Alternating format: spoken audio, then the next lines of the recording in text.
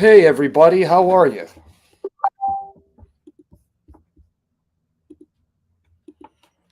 That's all right.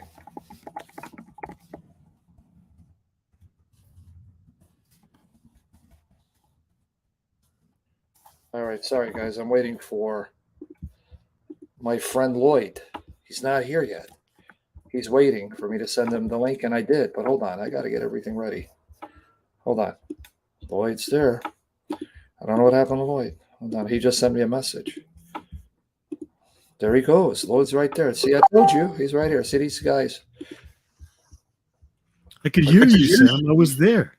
No, sorry. Someone was disturbing me on my Facebook. They always send me messages when I'm live. And so I got distracted, sir. Sorry about that. And my allergies are not helping me. No worries. No worries. I mean, it wouldn't be YouTube if you didn't make a bungle every time you start a show, right? That happens to me all the time. We are here now, sir. Hopefully we won't get distracted by the grace of Jesus Christ. But hey, friend, the show is yours. Everyone's here. They want to learn why Allah is the true God and Muhammad is his messenger. So come on. Okay, well, yeah, so thanks for having me back. Any comments on the last show? Anything you want to say before we dive right in? All I remember a lot, but when I say the main point was somehow you're going to segue from last session into Hubble, and Baal. Oh, Is that what you plan on doing today? Some connection with Hubble or Hubal? Yeah, we're going to definitely start going down that road. We're going to start the pace will pick up.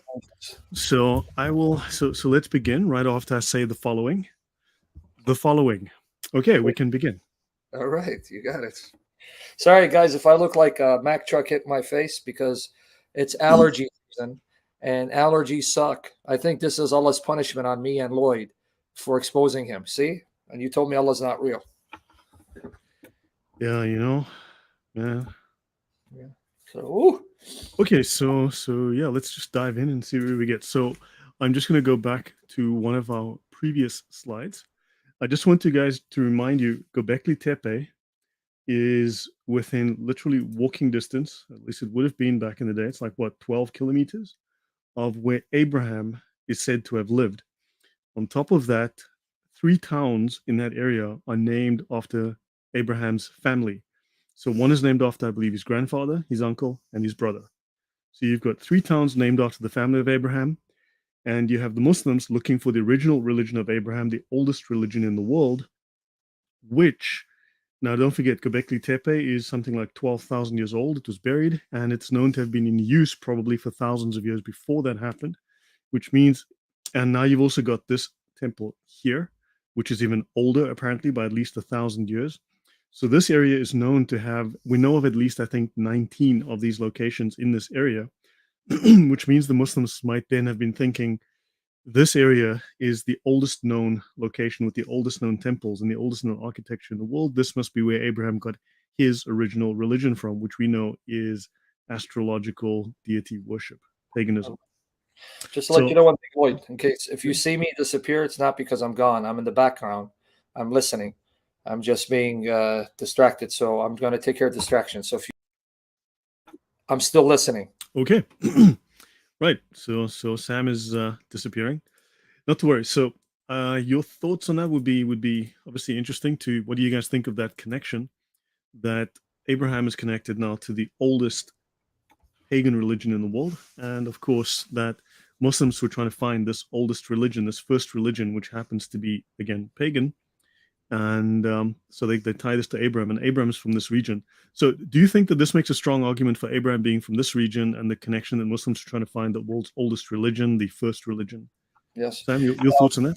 Yes, in fact, what I would like to understand, the fact that Abraham comes from this particular region, do you then believe, as later rabbinic tradition stated, that he pretty much came out of a pagan family? Because the Yes. rabbinic tradition, which the Quran stole, that his father was actually an idol maker. I think that, look, even the Jews admit to that. I believe even they admit to that, and it's. I think they acknowledge that they come from a milieu that was definitely pagan. If you look at the original Hebrew language, it is at root in the early history. It is fairly the same as the early Canaanite languages. I think the Ugaritic. I'm not sure. I could be wrong there, but the languages are the same. So they came from the same root, and then they split off. Okay.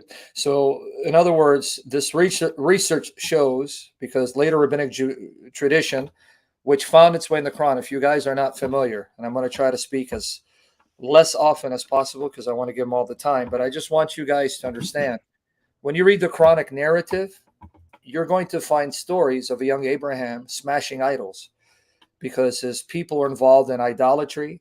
His father was involved in idolatry, and Abraham smashed the idols, and that got him in trouble and actually got him thrown in the fire. And Islamic tradition says it was because the king Nimrod persecuted him. Now, if you guys don't know this, a lot of that comes from rabbinic Judaism. These stories are found in rabbinic Judaism. Keep that in mind. So I was wondering, this is why I was asking Lloyd, do you think there's any credibility to the tradition of the Jews that Abraham was steeped in idolatry and then converted to the worship of the one true God? So keep that in mind when you read your Quran. I don't know if you know this. Many of you may not have read the Quran. There are stories of Abraham smashing the idols of his people because his father was involved in making idols. And yet this is not something the Quran made up. It was taken from Jewish sources, rabbinic Judaism. So keep that in mind. So go ahead, brother. I just want to clarify why I asked that question. Okay. Yeah, also we'll find later as I go through the series, you'll find that there's actually a story of Muhammad who goes into the Kaaba and he starts to smash all the idols, but Muhammad doesn't do them by hand. He always has to do one better than any story of any figure in the Bible. Muhammad takes his cane and he points his cane at the idols, and any idol that he points his cane at falls to the ground and smashes itself. So, but before he says it, he will say a quote from the Quran. So he'll quote this one passage, but we'll get to that later. So he will point his cane, say these words from the Quran, and the idol will just basically fall down and break itself. So yeah, that's the Islam going one better than Abraham. Okay. Okay, so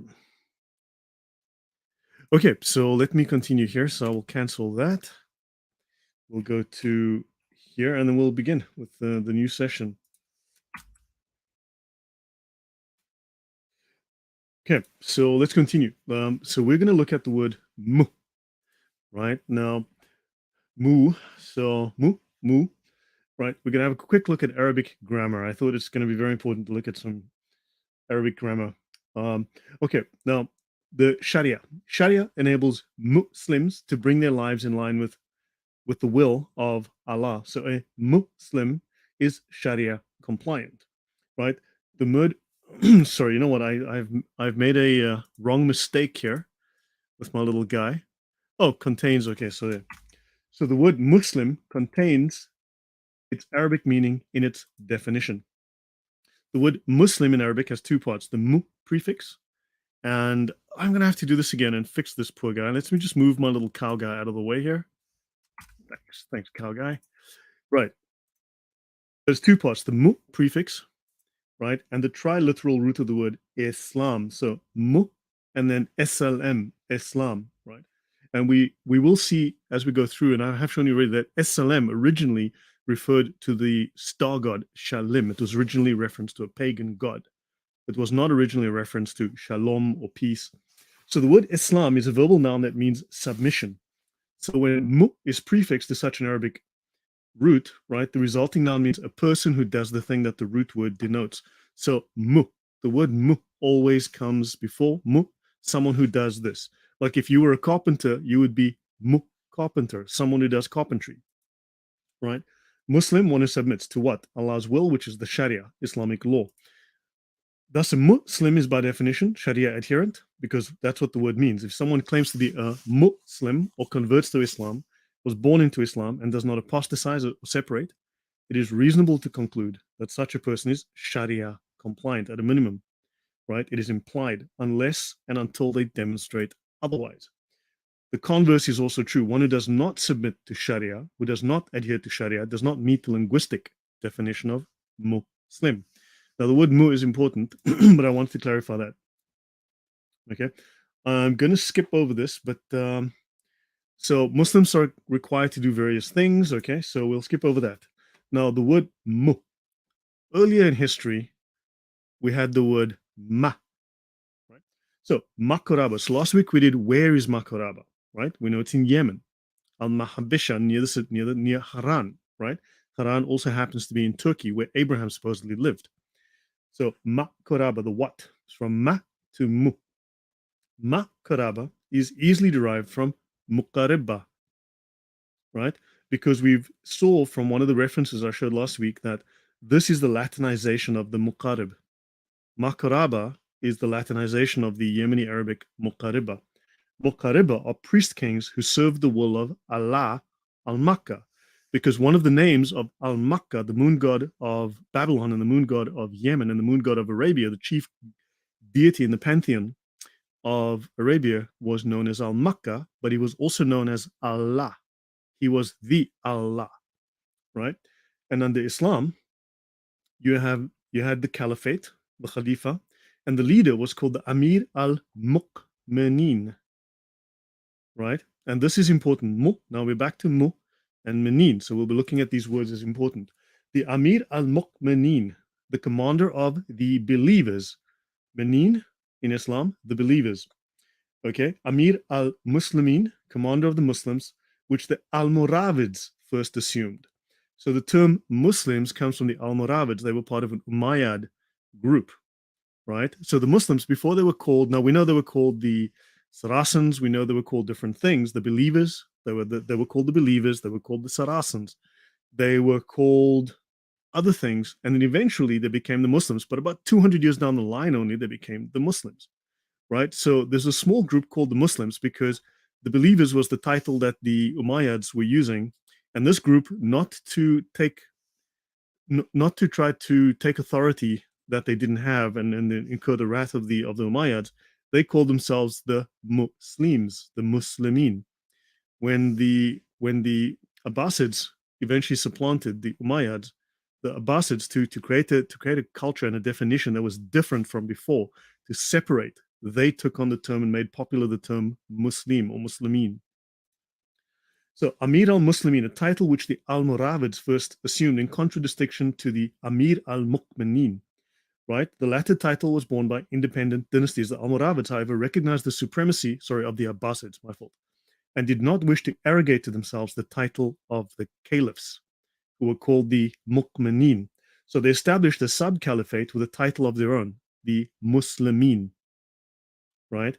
So eventually the Abbasids adopted the term Muslimin because the believers is kind of an ecumenical term, because there was at one point like this effort, it would seem, to create one religion that believed in monotheism, which combined these heretical sects that we've spoken of before, the Christians, the Messianic Jews, and possibly some other non-Orthodox Jews, as well as these now forming Muslims, who were all monotheists, and they tried to all be the believers, right? They all were believers, but that ecumenical movement did not work. There were too many differences, and so to create their own personal identity, they adopted the term the Muslimin.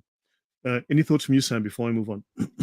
Yeah, I want people to understand the stuff he's saying is not something that is controversial, meaning he's making stuff up as he goes along, and he's just coming up with stuff that is laughable. What he just said about the title, El Mu'minin or El Mu'minun, or these Arabic terms. There's actually one of the premier scholars of Islam. His name is Fred Donner. Fred Donner. Fred, you guys know how to spell it, Fred, Donner. He wrote a book, a very influential book, and he's respected in academia. Now, again, as both Lloyd and I have said, academia doesn't mean that you're sound in your scholarship, but be that as it may, what I'm doing is showing you this view that the title believers was an inclusive term. Fred Donner wrote a book on this very theme, that the term believers was used to include all the monotheistic groups, not just those who became known as Muslims, but even Jews and Christians, and the Muslims were categorized under this title, under this category rubric, the believers, because it was a term that was inclusive to include them in the ummah, the community. So what he's telling you is stuff that even those in academia have argued for. Fred Donner, get his book on the believers. So he's considered a legitimate, bona fide scholar and academician. But go ahead, brother. Just wanted to make sure. I think there's every reason to agree with him on that point. So we'll continue. This is all relevant. So the term Malik, Abd al-Malik, the slave of the Malik. Okay, Malik, Abd al-Malik, the slave of the Malik. What is the Malik? What is a Malik? And then Muluk, and Muqariba. What do these words have in common? Why are they important? We're going to be discussing all of this. So early first millennium BC, the political leaders of that region of Yemen, especially the Maliks or the Muluk, created a commonwealth occupying most of South Arabia. They took the title of the Muqarrib Sib, or the Muqarrib of Saba, or the sheep of Sheba, the Muqarrib of the Sabaeans, the Muqarrib, right? So now I'm going to give you a word here. So just going to give you like, see, mu. So we have the term mu, right? Qarib, okay, Muqarrib. And you'll see sometimes Muqarraba, because you see, Muqarrib of Baal. The Muqarrib Baal. Are you guys starting to put this together? Right? So this will all come clear. So they were the Muqarrib of these Sabaeans. The Muqarriban were special retainers of the ruler, right? Muqarriban were the special retainers of the ruler. The ruler was the Muqarrib, right? Now, in the Encyclopedia of Islam, we have this reference, Muqarrib, literally one who unifies. In ancient Yemen, it was a sovereign superior to the kings. Now, one could argue that Muhammad was a very special warrior, priest, king, but Muhammad was greater than the kings. Muhammad was the greatest authority, right? But the Muqarrib was a sovereign superior to the king, so he was like an emperor. So this is a very, very high level rank. And this not only had rank on earth as a civil rank, it also happened to have a very strong religious overtone, right? Very, very strongly religious. So many impressive buildings in southern Arabia were temples dedicated to pagan deities. The earlier rulers of Sheba, who bore the title of Muqarrib, combined the functions of prince and priest. So prince and priest, and we know Muqarrib was a very, very high, very lofty title, greater than the kings. In fact, he could be the emperor over multiple kings, right? So that's the Muqarrib. Muqarrib was a priest king, right? And in fact, would be a warrior priest king.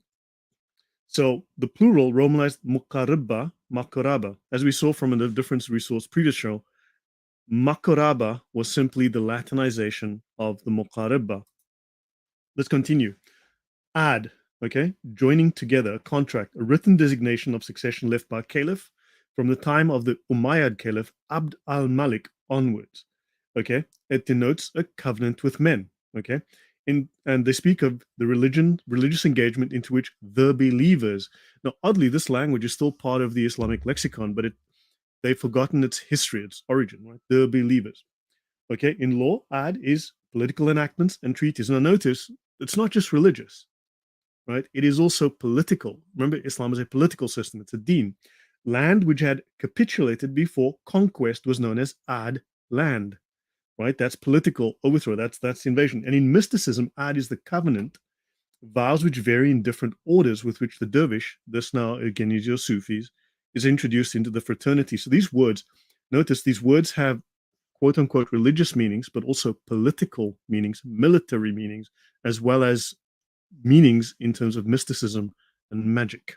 So understand these words are very broad. Al-Sabikun, right? Applied to the Prophet, the Imams, and Fatima in recognition of their status as pre-existent beings. Oh, what? Muhammad is a pre-existent being, the first of Allah's creatures to respond to the demand, "Am I not your Lord?" Your thoughts on that, Sam? Sorry, I was muted. Yes, I want people to be very clear in reading what he's posted on the screen. Pay attention. You'll notice that you'll find in Islam, not just in Shia Islam, you do have in Sunni Islam, as he mentioned in previous sessions. If you've been following along, I just want to remind people, because to them, this is like shocking. How can you say that they're pre-existent beings when Islam says Muhammad is just a man. If you remember the previous sessions, and he gave you documentation, and this is something you'll find among the Sufis, not the Shia, because someone will say, well, the Shia, they're a small group. They don't represent 85% of the Muslims because 85% of Muslims claim to be Sunni. Yep, Nur Muhammad. You just got it right here. Exactly. If you remember what he said, and this was not something that he just got from fringe groups, there is a tradition in those mystical Sunni Muslims who embrace what's called Tasawwuf, Sufism, that Muhammad's light is pre-existent, and his light is from the Nur of Allah, and everything else was illuminated by the light of Muhammad. So this view that he's sharing with you, don't think it's wacky and out there. It is a view held by many Sunni Muslims, especially those who are into mystical Islam and Shia Islam. And this statement, am I not your Lord? This is actually derived from a statement in the Quran, chapter 7, verses 172, 173. So I'm trying to help you guys understand where he's getting this from. If you read chapter 7, verse 172, 173 of the Quran, there it talks about the descendants of Adam, according to the sound interpretation. Statements attributed to Muhammad. You'll find this in Ibn Kathir. When Allah created Adam, so I want to connect it to what you're saying.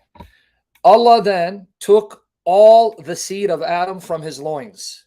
He stroked his back. One tradition says he stroked his back and the right side, and white people came out looking like white ants, and he said, for paradise, and I don't care. Then he stroked the left side of his back, and black people came out like black ants, and he says, to hell, and I don't care. But according to a sound tradition attributed to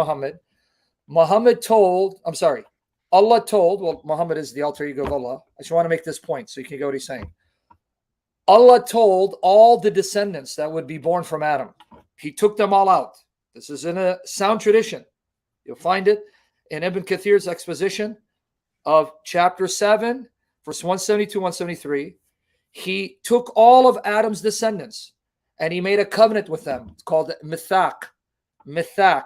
The covenant was, am I not your Lord? They say yes. Do you agree to worship me? They said yes. So then he put him back in Adam's loins so that on the day of judgment, he'll remind everyone of the covenant he made while they're in Adam's loins. So according to what he just read, when Allah took out the descendants from Adam's loins, Muhammad was the first one who said, yes, you are my Lord. Am I getting that tradition right there? Is that what he said? He's the first one. Fascinating. I have heard of that. Actually, I didn't know all of that, but I've heard it before, but that is just nuts. That's in Ibn Kathir. If you read his abridged English translation, go to chapter 7, 172, 173. Yeah, but he's not my scholar, Sam. But you got it. So you got that's it. So this tradition, what you're saying, that's where they're getting Muhammad was the first to say, yes, I agree. I mean, we've spoken about also the light. I mean, Muhammad's light is what lights up the throne of Allah. Someone mentioned that. Okay, let me continue. All of this will, okay. So they speak here of, okay, the Muqarrab of Sabah, who erected the wall of the Awam, the house of Al-Makkah, right? So the Muqarrab erected the wall of Awam, okay, the house of Al-Makkah. So the Muqarrab would raise the temple, okay, the house of Al-Makkah. Where's the house of Al-Makkah today? Well, we know where Al-Makkah is, but we'll... Okay, Sabikun. Now notice, Al-Sabikun, the foregoers, right? Those who went before. The term derives primarily from the Quran, okay? They got here, well, Al-Sabikun, okay, Muqaribun. Oh, so they seem to be the same thing, the Sabikun and the Muqaribun. So hold on, hang on. The Quran speaks of the Muqaribun, who are the foregoers, the ones who come before. Now suddenly that's an odd thing, and they speak of the Sabaknahum, the Sabah, the Sabaknahum. How could we not be superior to the angels since we preceded them? We were the Sabaknahum in knowledge of our Lord. So hold on, these people from Sabah, the Muqaribun, they are superior in religious knowledge. These people are important. They are the foregoers, okay? Which is very, very unusual. The first of God's creatures to respond to the demand, am I not your Lord? The weird part is, these Sabikun, these Muqaribun, these people of Sabah are pagans, outright Babylonian pagans. So this starts to look a little odd now that the Quran actually recognizes this. So South Arabia, led by a Muqarrib, a sovereign superior to the kings, whose name means unifier. Now, the unifier here means a military conqueror who will unify by means of force, right? Qarabil. Now, I just mentioned earlier to you guys, Qarib Ili, the name comes up. Muqarribil, Muqarribal. The one who does the will of Baal. Okay, this is what we're going to start seeing. Qarib, the Qarib of Il, the Qarib of El. What was the name of the Canaanite god that the Jews had to fight against? El. These are the Qaribs of El. The one who does the will of El. All right. So the building of the temple of Al-Makkah, Al-Muk, the great god of the Sabaeans in the center of the town. So they built the temple of Makkah. Okay, it keeps coming up. They speak of in South Arabia, the kingdom of Sheba, with its capital at Marib, was the leading state in the first millennium BC. It was very important, very powerful. It was formed by a tribal confederation headed by a ruler who was given the title of the Muqarrib, right? They speak of Solomon and the queen of Sheba, see Bilqis. And so, okay, never mind. This is not too important. The queen of Sheba is going to be another story. But they say the queen is not an otherwise attested historical figure. There's no reference to a queen in any Sabaean inscriptions, although queens of the Arabs are cited in several 8th century BC Assyrian inscriptions. So in other words, they're just saying there's no outside attestation of the queen of Sheba being a real figure. Now, let's go to this. Now we got to look at some of the Jewish scriptures. The Jewish word, well, a few Jewish words. Ha-menim, mukmenin, and muhajirun. The word again. So this is called the Birkat Ha-Menim, the benediction concerning heretics. In other words, technically, this would be a curse. Okay? The Menim, so Birkat Ha-Menim, the Birkat Ha-Menim comes up a lot. Menin is plural. Menim, single, plural. And also you have min, single, here. So Mukmenin are the believers, plural. Okay? Mukmenin, that's what the Arabs call themselves, the Mukmenin. However, the word menin in the Hebrew means heretics. Heretics. So remember, the Christians were called Christos, right? The believers of Christos, right? And they eventually said, yes, we are. And they took, so what was technically an insult levied against people who followed Christ, Christians said, yes, we are. And they took it and they said, yeah, we adopt this name. However, the Muslims were also called the Ha-Menim, the people who are heretics. And the Muslims eventually said, yeah, that's us. We're the heretics. Thank you. Right? So in the Hebrew, min is heretic. In the Arabic, mu'min is a believer. That's right. Reversed. Right? So mu is just the prefix assigning the next word to the person, one who. Min is a heretic, is a believer. And now they even call themselves Muslimin. Yeah. Let me confirm what you're saying.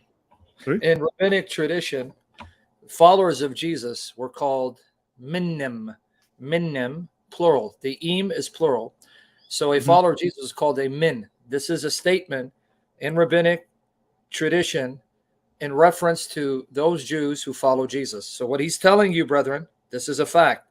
Let me repeat what he's saying, because this is interesting, how he's connecting terms that Muslims have taken and revamped that are originally referred to pagans' inheritance, like the word hunafa, hanif, from Syriac, khenfa, that meant a pagan. Now here you have the word min, which was used for those Jews or those followers of Jesus. In the Talmud, followers of Jesus are called min im. Im is plural. Im is plural. So it means those heretics.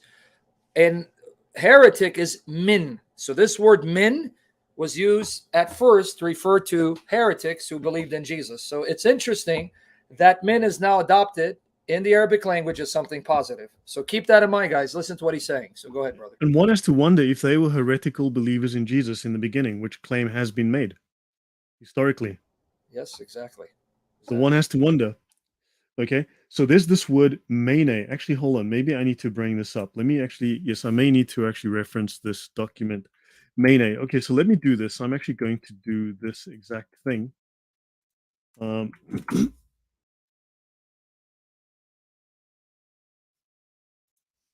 Yes, as you do that, people are shocked. Yes, Yep. brethren, it's in rabbinic Jewish tradition and the Talmud.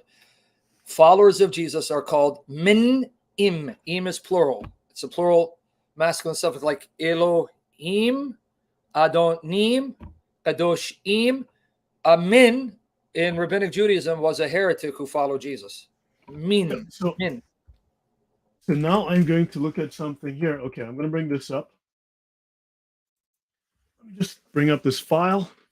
Okay, so this is a book that I'm going to show you guys now. Okay, let me just go back so I can see the screen again where I am. Okay, so this might be interesting. This is John C. Reeves, very well known, does some really great work. Okay, watched a lot of his stuff. Okay, prologue a minute to a history of Islamicate Manichaeism. Hold on, Manichaeism. Okay, let's look up the term Mene. Okay, notice here, now this is from the Jewish tradition. They say there was a man named Mene who chose to believe in two deities. Okay, one of whom made the good things and one of them made the bad. They became a great nation. They were the Zoroastrians. They were the Zoroastrians, the one termed in Arabic al-Majus, the Magians. Okay, that is fascinating. And of course, if you continue with Mene, right, they speak here of, thereupon he executed him, then abolished this religion. For this reason, those who believe in two deities are called Menim, after the name of Mene. Now, who is Mene? Well, Mene is Mani, the Manichaean. Right? I wish Sam was here to hopefully we'll catch up with Sam in a moment. Right? But so Sam, I want to show you now this term Menim. The Jews also use the term Mene, so it comes from the name of Mene. So there was a man named Mene who chose to believe in two deities, one of whom made the good things and one of whom made the bad. This would be a Gnostic who believed in the good God and the bad God, the dualism. And he says, and they were the Zoroastrians. Now, I can confirm for you that the Zoroastrians were also Gnostics, right? There was a very, very aggressive strain of Zoroastrian or Persian Gnosticism, right? Now, notice they speak here of Mene, and they said, thereupon he executed him and then abolished this religion. For this reason, those who believe in two deities are called, and he calls them Menim, after the name of Mene. Mene is Mani of Manichaeism. So the Muslims here are claiming that they are the followers of Mani. Is that your thoughts, Sam? You're muted, Sam. Sam, you're muted. I can't hear you. I'm so sorry, man. I'm telling you, the genie is attacking me because of you. Ever since you started the series, these genies have been attacking me and not leaving me alone. What I'm saying is Islam is nothing but a hodgepodge of mass confusion. You have the paganism, you have the Gnosticism, you have heretical forms of Judaism, Christianity, and Zoroastrianism all mixed in together. And you add Muhammad and there's Islam. I mean, this is, I don't know. The real miracle is that people think Islam is a miracle. The historical, archaeological, textual data shows Islam is a joke. The Quran is from the pit of hell. It is nothing more than a hodgepodge of all these sources combined with Muhammad added. Now, here's what's interesting. I'm going to give you a link. Did you know just recently, Shabir Ali on Let the Quran Speak was asked a question. Mm-hmm. Why is it that Islam shows so much affinity to Zoroastrianism? He had to answer that question. I'm going to give you the link. Now, guys, even people who have studied Zoroastrianism see how heavily influential Zoroastrianism has been on Islam, so that Shabir Ali had to answer that question because he was asked of it, and I'll get you the link. Now, for those of you, I also gave you the link to Ibn Kathir, and I'll send it to you in private, where he mentions that hadith that when Allah created Adam, he showed him his descendants and made that covenant, am I not your Lord? So keep that in mind. So go ahead, brother. Yeah, okay. So hopefully this shows that this idea of them being called the Menims, they were not Orthodox Christians. They were fake Christians. They were Gnostics. So Zoroastrians, Manichaeanism, Mani. So now you've got this link from the Jews calling that this historical link. Okay, let's continue. Muqarrib to Malik. So the word Muqarrib means priest kings or federators, right?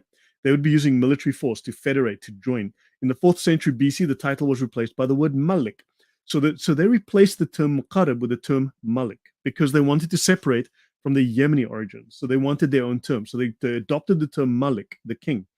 Who was Malik? Who was this king? Well, the heavenly king, of course, right? The title of the ruler who held primacy over tribes linked by a covenant, the Ad. We spoke of that. And Muqarrab is a South Arabian hegemon, head of a confederation of South Arabian shabs headed by the kings of the Malik, right? The Malik. It is clear that early 800 to 400 BC, political authority resided with one leader, a Malik, a king of his own ethnic tribe, appointed as Muqarrab of a council of tribal elders. So the Muqarrab issued edicts that carried out the decision of the council and presided over building projects, ritual hunts, sacrifices. Some of the most famous inscriptions of these Maliks record the military conquests of the Muqarrabs, who were evidently successful in confederating tribal groups through the rites of pilgrimage, and then using social cohesion to conscript military forces, according to scholar Joy McCorriston. So understand, this was a military authority, a warrior, priest, king, right? It wasn't simply a religious term. Hegemon is something such as a political state, having dominant influence or authority over others, possessing hegemony. So this is a political/military term. It means you are dominating. Now let's look at Hubal. Hubal, okay? So Ha-Malak, Molek, or Molek, same as Malcolm, okay? This is some very early Hebrew scripture, Ha-Malak. So Hubal was a god worshipped in pre-Islamic Arabia. No surprise there. In pre-Islamic Makkah, there was a temple to the moon god Hubal. You would know it as it's a square building in Mecca. Good grief, I can never remember the name. There are two Greek manuscripts of the Periplus, which are, as far as I know, temple in Mecca. There's something. Ooh, can never remember. The Madonna Temple, man, in Chicago. No, yeah, the Kaaba. Yeah. I knew the name would come to one of us. So the two Greek manuscripts of the Periplus used the Latinized Karabel, right? The name represents a transcription of the Sabine name Karabal, blessed by or following God. Now, following God, the god El. El was the Canaanite god. El was also a title of the main god of the pantheon, which happened to be the Babylonian religion as well, which was the god Makkah. Okay, fascinating. Let's continue. It was a royal name shared by numerous South Arabian rulers, blessed by or following Baal, the Karab of Baal, Karabal. That was their god, blessed by the Muqarrab, okay, blessed by or following Baal. So the term Hu, okay, Hu, Baal, Hu, the term Hu, just by of sheer coincidence, okay, Huwa, in Arabic, meaning he, a pronoun, a name of or for God in Sufism, Islamic Sufism, literally Hebrew and Arabic for the English third person. It is used to avoid attribution of a grammatical gender to Allah, because Allah is genderless. Allah has no gender. God, the God of the Bible, says, I am he, I am masculine, right? God happens to identify as male. Yep. Now, what is interesting, if you go to Huwa, Hawi, singular, plural, Huwa, if you go to the Encyclopedia of Islam, Huwa translates as a snake charmer, an itinerant mountebank. In other words, a con man. Snake charmer. He charms snakes. Serpent. A con man. Allah's the great deceiver. Serpent. Satan. Yeah. Allah. So Nicodemus Serpica says, so Allah is Babylonian pagan god of the moon. Yeah, we're starting to get there. Yeah, you're starting to get it now. Okay, moving on. So now let's look at the Carthaginians. They practiced child sacrifice after decades of scholarship denying that the Carthaginians sacrificed their children. New research has found overwhelming evidence that this ancient civilization really did carry out the practice, right? So Josephine Quinn of Oxford University's Faculty of Classics, an author of the paper that was published in the journal Antiquity, said it's becoming increasingly clear that the stories about Carthaginian child sacrifice is true. This is something the Romans and the Greeks said the Carthaginians did. It was part of the popular history of Carthage. Children, male and female, mostly a few weeks old, were sacrificed by the Carthaginians at locations known as Tofits. The practice was also carried out by their neighbors at other Phoenician colonies in Sicily, Sardinia, and Malta. And of course, dedications from the children's parents to the gods are inscribed on slabs of stone above their cremated remains, ending with the explanation that the god or gods concerned had heard my voice and blessed me. They worshipped the god Baal Hamon, meaning the face of Baal. Okay, that's the University of Oxford, right? That's their paper. Baal's going to be very important to us. So the Carthaginians, the examination of the skeletal remains and the associated grave goods and the stelae show that the Phoenicians did indeed practice child sacrifice. This claim was made in the 60s. The Italians said it. Well, scholars said it, but the Italians didn't like that it smeared the good name of the Italians, and they pushed back. But now the evidence is overwhelming. So detestable was the practice of child sacrifice in Israel that Jeremiah prophesied that the valley of Hinnom, Baal Hamon, right? Who knows? Might be linguistically linked, would become the valley of slaughter, because there the Lord would judge and punish those who engaged in child sacrifice. Right? This is all linked to this. So the Phoenicians and their child sacrifice to the god Baal. Baal is who Baal. Who is he who is Baal? The con man who is Baal, right? The deceiver who is Baal. Deus had an idol belonging to Amr bin Humama al-Dawsi. That's obviously that's definitely could be not sure. Is that Orthodox or is that Buddhist? Can't tell that name. So Quraysh had an idol by a well in the middle of the Kaaba called Hubal. Wait, the Quraysh had an idol by a well in the middle of the Kaaba called Hubal. Okay, fine. By the place of Zamzam. Okay. And the Quraysh claimed they had a right to share it. So Abdul Muttalib denied this, but was willing to submit the matter to the sacred lot, the drawing of lots. He said that he would make 2 arrows for the Kaaba, 2 for them and 2 for himself. And this was agreed, and he made 2 yellow arrows for the Kaaba, 2 black ones, and 2 white ones for the Quraysh. They were given to the priest in charge of the arrows, and they were then thrown beside Hubal. Hubal was the image in the middle of, I love what they do here, was an image, just a random image. Yeah, no, it was the image in the middle of the Kaaba. Indeed, the greatest of the images in the Kaaba. The god of the Kaaba was Hubal. It is that referred to by Abu Sufyan ibn Harb at the Battle of Uhud when he cried, "Arise, Hubal," or Hubalu Akbar, make your religion victorious. Any thoughts, Sam, before I go on?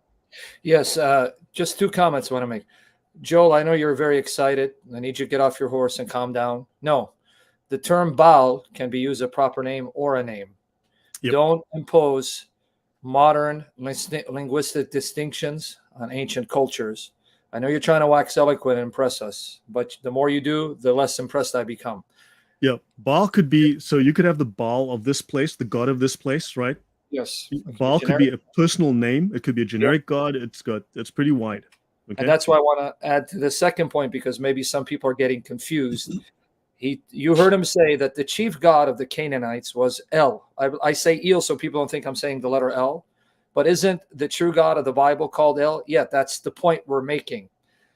The term El, or Ilah, these are terms that were used for hosts of gods.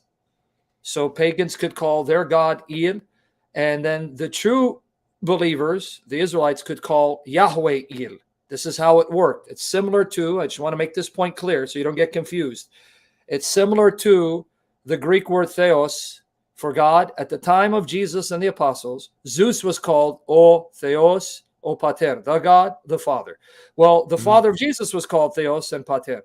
So these terms could be used by different groups for different gods without having the same God in mind. So when you hear him saying El of the Canaanites, he's not talking about Yahweh being called El.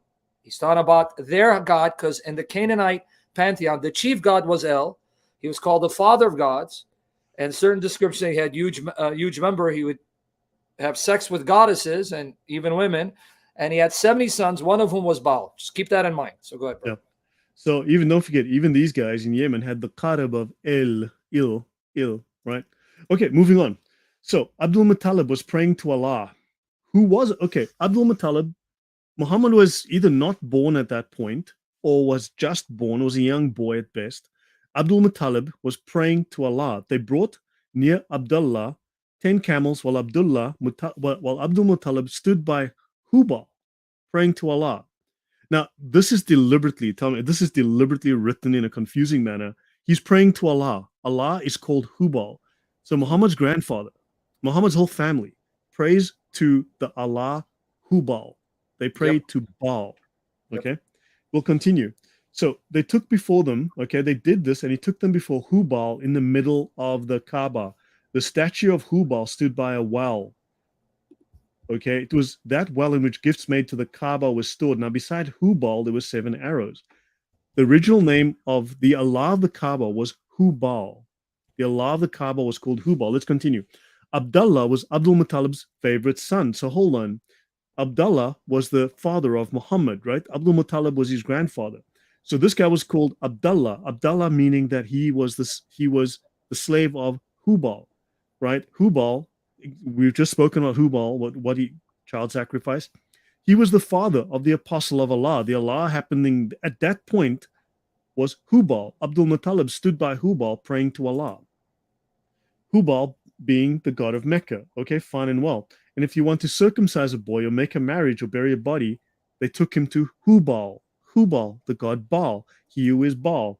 And then Abdul Muttalib took Muhammad before Hubal in the middle of the Kaaba where he stood and prayed to Allah, thanking him for this gift, which is Muhammad, the baby.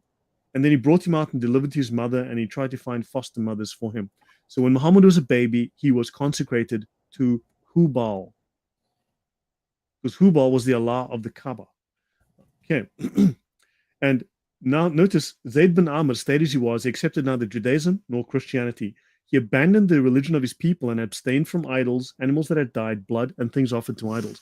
Oddly enough, these are from the 7 laws of Noah, right? This is the covenant with the Jews prior to the 10 commandments, so which is the laws of Moses, right? So oddly enough, they are mentioning here, referencing directly the laws of Noah. And he forbade the killing of infants, okay, which is very, very unusual. And Zayd, not one of you follows the religion of Abraham, but I. So he's telling the Jews and the Christians and everyone else, you guys don't follow Abraham. I follow Abraham. We pray to the Allah of the Kaaba, who happens to be Hubal. So now they're claiming that Abraham followed Hubal. Okay?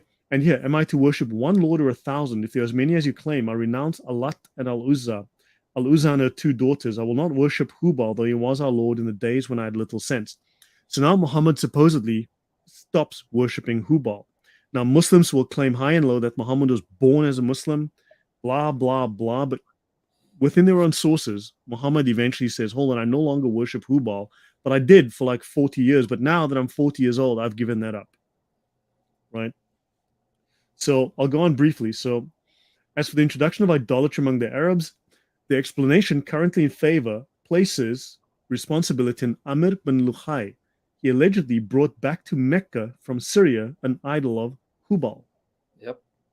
Now, there's more than one source for this story, that in the 3rd century, the statue of Hubal was brought from Syria, and Hubal became the chief god of the Quraysh and of that area, supposedly Mecca. Your thoughts, Sam, before I go on? Yes, that's actually what I want you guys to do. If you go on my YouTube channel, search for Baal worship and go to my blog. I'll probably share the link. All what he's telling you is from Muslim sources. I wrote an article, did a session, quoting Ibn Kathir, Tabari, Ibn Ishaq. Everything he just said is from Muslim sources. He didn't quote Islamophobes. He didn't quote Christians or Jews. The Muslim sources are acknowledging Hubal was an idol imported from Syria by Amr ibn Luay, and he got it, and even says in one source, from the Moabites. Make that connection. The Moabites, Ammonites, Syria, they were notorious for worshiping Baal. If you want more proof that Hubal, he is Baal, is Baal, there you go. It comes from Syria. It was imported by the Moabites and brought to Mecca, proving that Hubal, he is Baal, Baal, that's the same Baal that enticed the Israelites to worship him instead of God. Same Baal that God had to constantly punish the Israelites for being enticed to worship. And now Baal is repackaged as Islam. Allah of Islam is Baal. It's Baal worship, Baal worship. But go ahead, bro. And that's where we get Al, the god El, the Canaanite god, brought to Arabia now. Now, according to Abu Zayd and others, idolatry, notice what these Muslim sources say. Idolatry is not directly opposed to Tawheed, since no one would be stupid enough to identify the creator with a piece of wood or with the piece of stone, right?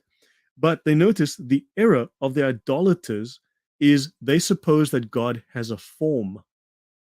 Now that unfortunately happens to be a very Gnostic, very Hermetic, very old idea that it's a sin to believe that God has a form because God is a monad, he's unknowable, God is distant. This is an entirely Neoplatonic / Gnostic Hermetic idea. So the error of idolatry is not to worship an idol, it is to believe that God has a form because God is unknowable, God is ineffable, not in the Christian sense, but in the Muslim sense, God lives far away in the pleroma, and he would never deign to come to the dirty world of matter. Let's continue. The origins of Hubal from the Smithsonian. The Nabateans worshipped powerful female deities, and they built lavish shrines in their honor. Archaeologists were stunned by the evidence for the worship of female deities in the ancient city of Petra long before the introduction of Islam. Now we're going back to Dan Gibson. The Nabateans worshipped three female deities: Alat, the goddess; Al-Uzza, the powerful one; and Manat, the goddess of fate. Now look, when you read some sources, they are sisters, in some they're mother and daughters, and man, there could be fraternal uncles for all I know in a different source, but you'll find different views, okay? And sometimes Alat is Al-Uzza. They're actually the same goddess, two different names. So sometimes it's only two with three different names, right? So you'll find different sources there. Dr. Glenn Corbett from the American Center for Oriental Research in Jordan said the Nabateans themselves, who lived in Petra, seem to have worshipped in particular the goddess Al-Uzza, who is simply termed the mightiest. Okay, fine and well. So let's go to Arthur Jeffrey. The Quran mentions two prophets. It claims of prophets from infancy. Of John, we read in Quran 90, verse 13. Oh, John, take the book with strength, and we gave him al-hukm, okay, the prophetic office. Now, the hukm is, of course, we all know this, the hikmah, right? Let's continue. The hikmah, right, that's the hikmah, the wisdom, right, the wisdom. Right, the word hikmah derives into Islam from someone called Hermes, okay? Hermes is Hermes Trismegistus, right? Hermes Trismegistus is the Egyptian god Thoth. Okay, sorry. Hermes is the Egyptian god Thoth. It's the Greek god Hermes and the Roman god Mercury, right? This guy is the founder of course, Madame Blavatsky. If you've watched Helena Blavatsky, she's Hermes. Hermes Hikmah, my bad. So, now, Hermes, okay, Hermes Trismegistus is the second prophet mentioned in Islam, the second prophet mentioned in the Quran, the very second. His name is Idris. Right, so Idris is the Egyptian god Thoth, who was combined with the Greek Hermes to become this god. But this is a pagan god, supposedly, according to the sources, contemporary with Moses. And he brought the wisdom. He brought the wisdom of the ancients. So Idris in Islam, the second prophet mentioned in the Quran, is actually a pagan god. Your thoughts, Sam, before I go on. So far, you've been confirming something I've said, that Hubal, Baal, this is nothing more than Baal worship. And you're making the connections with all these gods and goddesses, because I think people may not understand. Throughout the cultures, these gods and goddesses are actually mutations of the same gods and goddesses. So what we would call Zeus, someone else would call Baal or Jupiter. So you're showing how it all converges and it becomes Allah of Islam. Keep in mind what he's doing. He's showing you all these clusters of gods and goddesses are now going to converge into Islam. So Allah is that Baal, Allah is that Zeus, Allah is that Jupiter, Allah's all these pagan gods. And that's exactly what one scholar 70 years ago stated. They rolled them all into one. Yes. Follow the trail. So he says, I'm a servant of God. Nice. This is the Quran mentioning Jesus. He has given me the book and made me a prophet. Now, this is Jesus from the Gospel of the Infancy and the John of the Mandean Gnostic teachings. Now, hold on. These are words taken from the Gospel of the Infancy, the Arabic Gospel of the Infancy, a known Gnostic text. This is not Orthodox Christianity. This is word for word lifted, plagiarized from the Gnostic Gospels. And of course, we already saw that the Manim are the Mandaeans, who are by no means Christians. They hate Christianity, but they were called Christians for some reason by the Muslims, right? Allah says to Muhammad, did he not find thee an orphan and give thee shelter, find thee wandering in error and guide thee? Of course, now they want to claim in error just means he was without parents or whatever. So the word Dalan and Hada make it obvious that the reference is to his being found by Allah in a false religion and then guided to the true, as the older exegetes recognized. Later efforts by modern apologists are to claim this is being taken into his grandfather's home. So they're trying to whitewash the fact that Muhammad was actually worshipping pagan gods. Now, few details of Muhammad's domestic life with his first wife Khadija are preserved, but there's a passage in the Musnad of Ahmad ibn Hanbal, one of the founders of the four schools of fiqh, who is a Sheikh al-Islam, not just a Sheikh al-Islam, who is a mujtahid mutlaq, in other words, perfect, absolute scholar, which mentions their custom of evening prayer. In this tradition, a neighbor of Muhammad's and Khadija says, he overheard Muhammad saying to his wife, "O Khadija, by Allah, I will not worship Allah, nor Al-Uzza. By Allah, I will not perform worship to Allah and Al-Uzza again." But Khadija said, "Leave Allah and leave Al-Uzza." The neighbor adds, "These were their idols which they used to worship and then go to bed." This is in the Muslim sources by one of the foremost founders of the schools of fiqh. Right.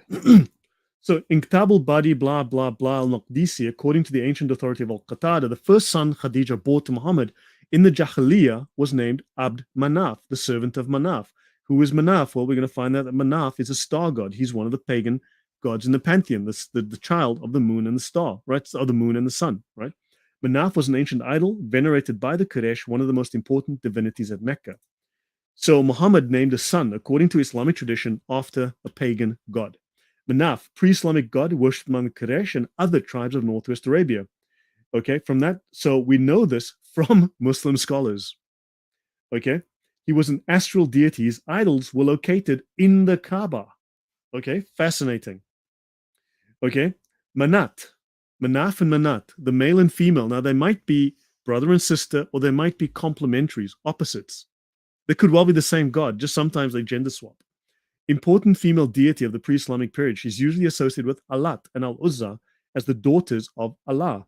Evidence from the Near East show this goddess was very ancient. Her name appears in Akkadian, and one of the names associated with her is Ishtar. Ishtar also happens to be Manaf. Ishtar, we've covered her before. We'll come back to her again. In Palmyra, she's a seated deity holding a scepter. She's the goddess of fate. Didn't we just show that previously the goddesses of Nabatea, she was a goddess of fate, right? In Arabia, her worship location was close to Yathrib, which we know as Medina. Okay, she was worshipped by the two Arab tribes of the city. Okay, she was linked with Alat and Al-Uzza, okay, by a federation of the cult by the Meccans. And Ugaritic, now we're going back to Syria now, Ugaritic evidence has three linked female deities as the daughters of Baal. Okay, so if you want to say anything, Sam, just jump in at any time. Okay. Yep. Guys, follow the path, follow the trail, because this has nothing to do with Islam. He's a pagan. Don't believe him. Did you hear what he just said? And this is actually documented. Alat, Al-Uzza, Manat, the daughters of Baal, in the Ugaritic pantheon, because they found tablets at Ugarit, this is in Syria, which are ancient and gives us an idea of what the beliefs of the people were at the time of Abraham. So they found Ibla tablets, Nutsi tablets. So this evidence has uncovered the names of many of these gods and goddesses that we know from Islam, showing you that these gods and goddesses were there before Islam.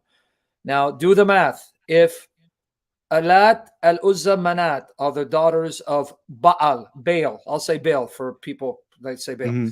But then the Muslim sources say Alat, Al-Uzza, Manat were the daughters of Allah. And Baal was the chief god of Mecca. He would have been Allah. You now have more irrefutable proof.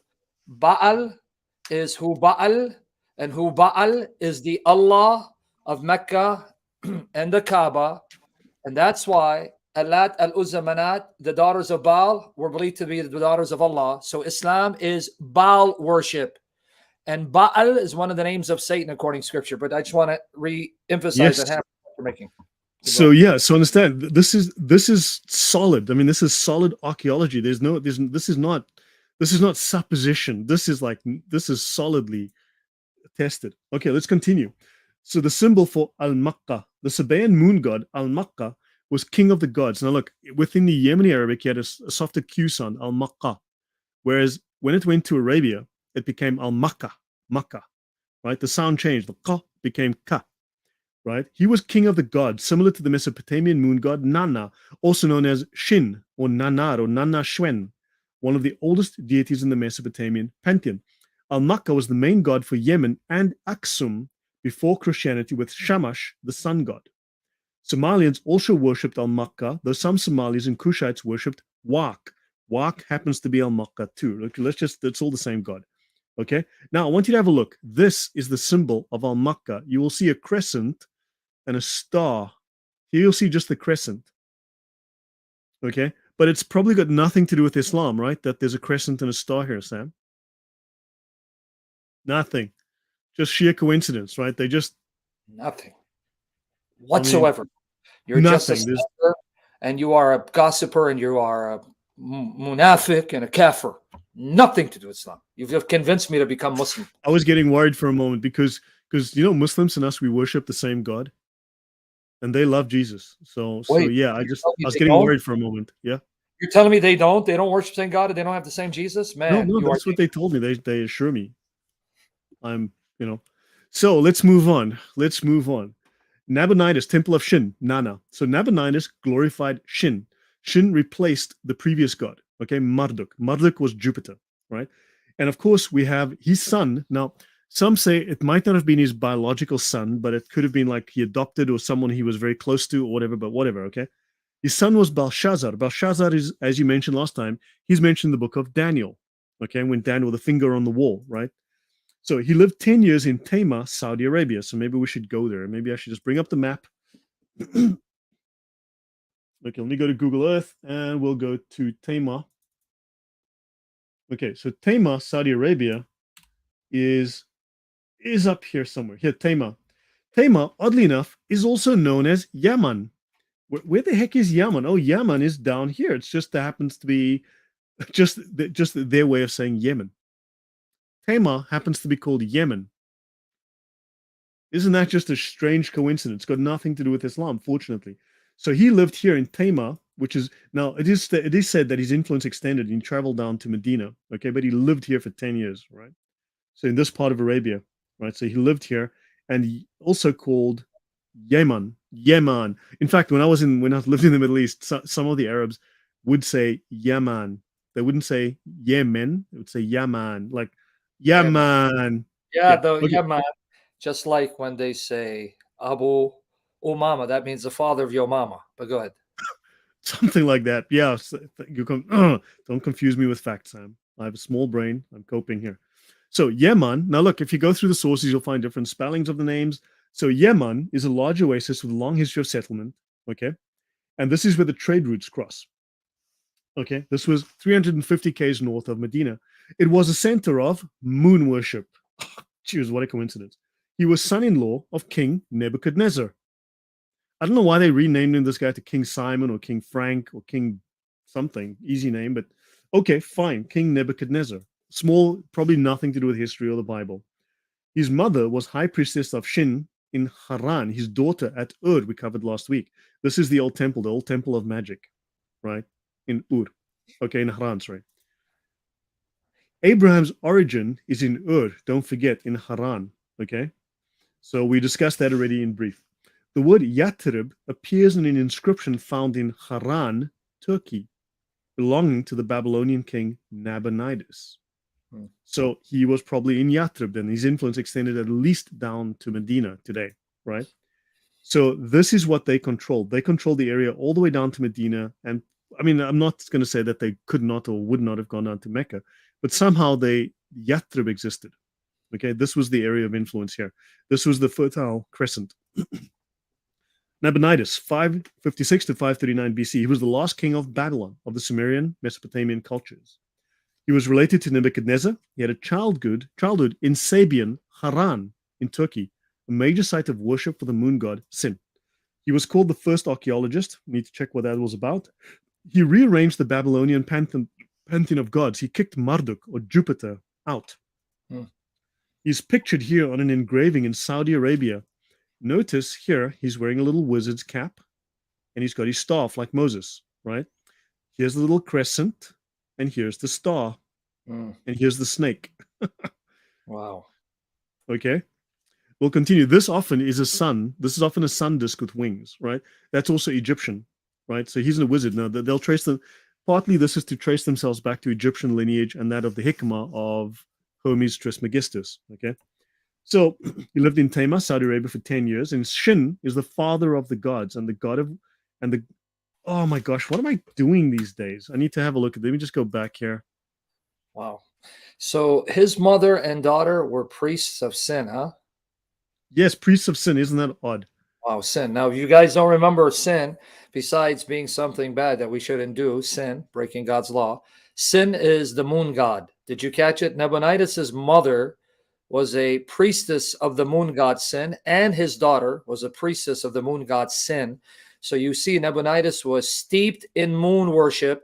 But where was moon worship prevalent? Arabia. Guys, are you listening? Let me hammer this Yes. point. Brethren, are you listening? Nabonidus spent 10 years in Arabia because he wanted to worship the moon god, showing you moon god was prevalent in Arabia. And this is long before the birth of Christ. Right. So I'll continue here. So notice, okay, he lived in Arabia for 10 years. So he imported his religion. So he deposed Marduk, Jupiter, and he started to worship Shin. And he spread it all across the region, right? And he lived in Arabia. So Shin is the father of the gods and the god of wisdom, and he was worshipped in Iran until the arrival of Islam, okay? Crescent moon flags, in the region are traced back to Shin. Remember, we opened up with how many crescent moon flags there are in the Islamic pantheon, including the symbol of Satan, right? The witch's star, right? The pentagram. And these are all traced, apparently, to the origin being that of the moon god Shin. So the Arabian flags trace their origin to this source. Notice you've got the disc, the crescent, and the star. The disc, the crescent, and the star. Notice there was a trinity of gods, okay, a trinity of pagan gods. He had the winged feathered sun disk and Shamash, the god of justice and morality. And he had the seven-pointed star, sometimes the five-pointed star, called Ishtar, the goddess of sex, love, and war. That's going to be important, war. So this is Venus, Aphrodite, Ashtoreth, Attar. Wait, hold on. Occasionally. You said that's Venus? Yes. Where's Venus? Okay, well, what's my ex-fiance doing there? Why you got my ex-fiance there? But go ahead. Her name was Venus. Just kidding. Go ahead. Okay, yeah, sorry about that. Sorry to bring up bad memories. Let's continue. This is him again. Notice you've got the star and the crescent. So Nabonidus, who worshipped the moon god Sin, was associated with the star and the crescent and the sun. And we'll find the sun in Islam as well. We're going to get there. In fact, you know what? I'm going to go there now just so that we can have a look at something in advance. I'm going to skip ahead. We're on slide number 87. So let me just jump ahead here and go find something for you guys. Here, I want to bring up the following. Okay, I want to show you something. This is the Kaaba. These doors are the doors of the Kaaba. Notice the sun symbol, the sun and the moon symbol. Okay, this is the sun and the moon symbol. There's more to that. I'm going to go find you one more thing, which we're going to get to in the future. I want you to look here. Okay, this is the Kaaba. Notice the Hatim here. Now, when you look from the top, I want you to notice 3 poles in the middle. 3 poles. Okay, we'll get to all that symbolism. These are the stars. These lamps are the stars. But Sam, does this look like a half moon? Does this look like a crescent of the moon? You know, it's funny. Someone just sent me a video. I'm going to send it to you. A Muslim went on a live stream when he saw that picture, and he was yelling at another Muslim saying, "Why are you here debating Christians? You see, they're making fun of the Kaaba. They placed it next to a toilet." He thought that was an actual toilet. It was a fabricated photo where someone attached the Kaaba to a toilet because it looked like a toilet bowl. I got the video. It's a short video that you see Muslim get angry saying, "Hey, they're mocking the Kaaba. They're putting the Kaaba next to a toilet." And the Christians say, "No, dude, that's the actual Kaaba. This is the Kaaba. It does look like a toilet."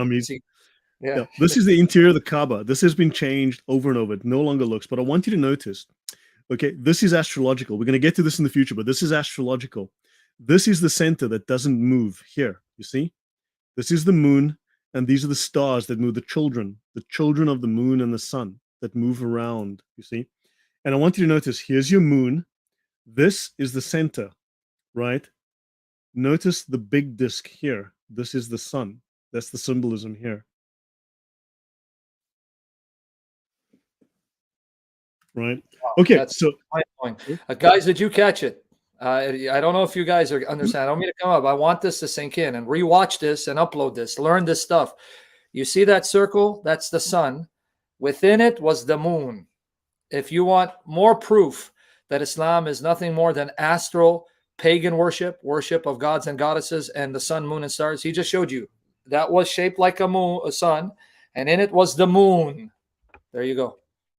Yeah, we're going to get into a lot of this stuff. Okay, so let me try and run through how far do we go. Okay, so let me continue. So, made myself disappear. Okay, so Anunit. Anunit was an Assyrian or Chaldean goddess, worshipped by the early monarchs, okay, kings.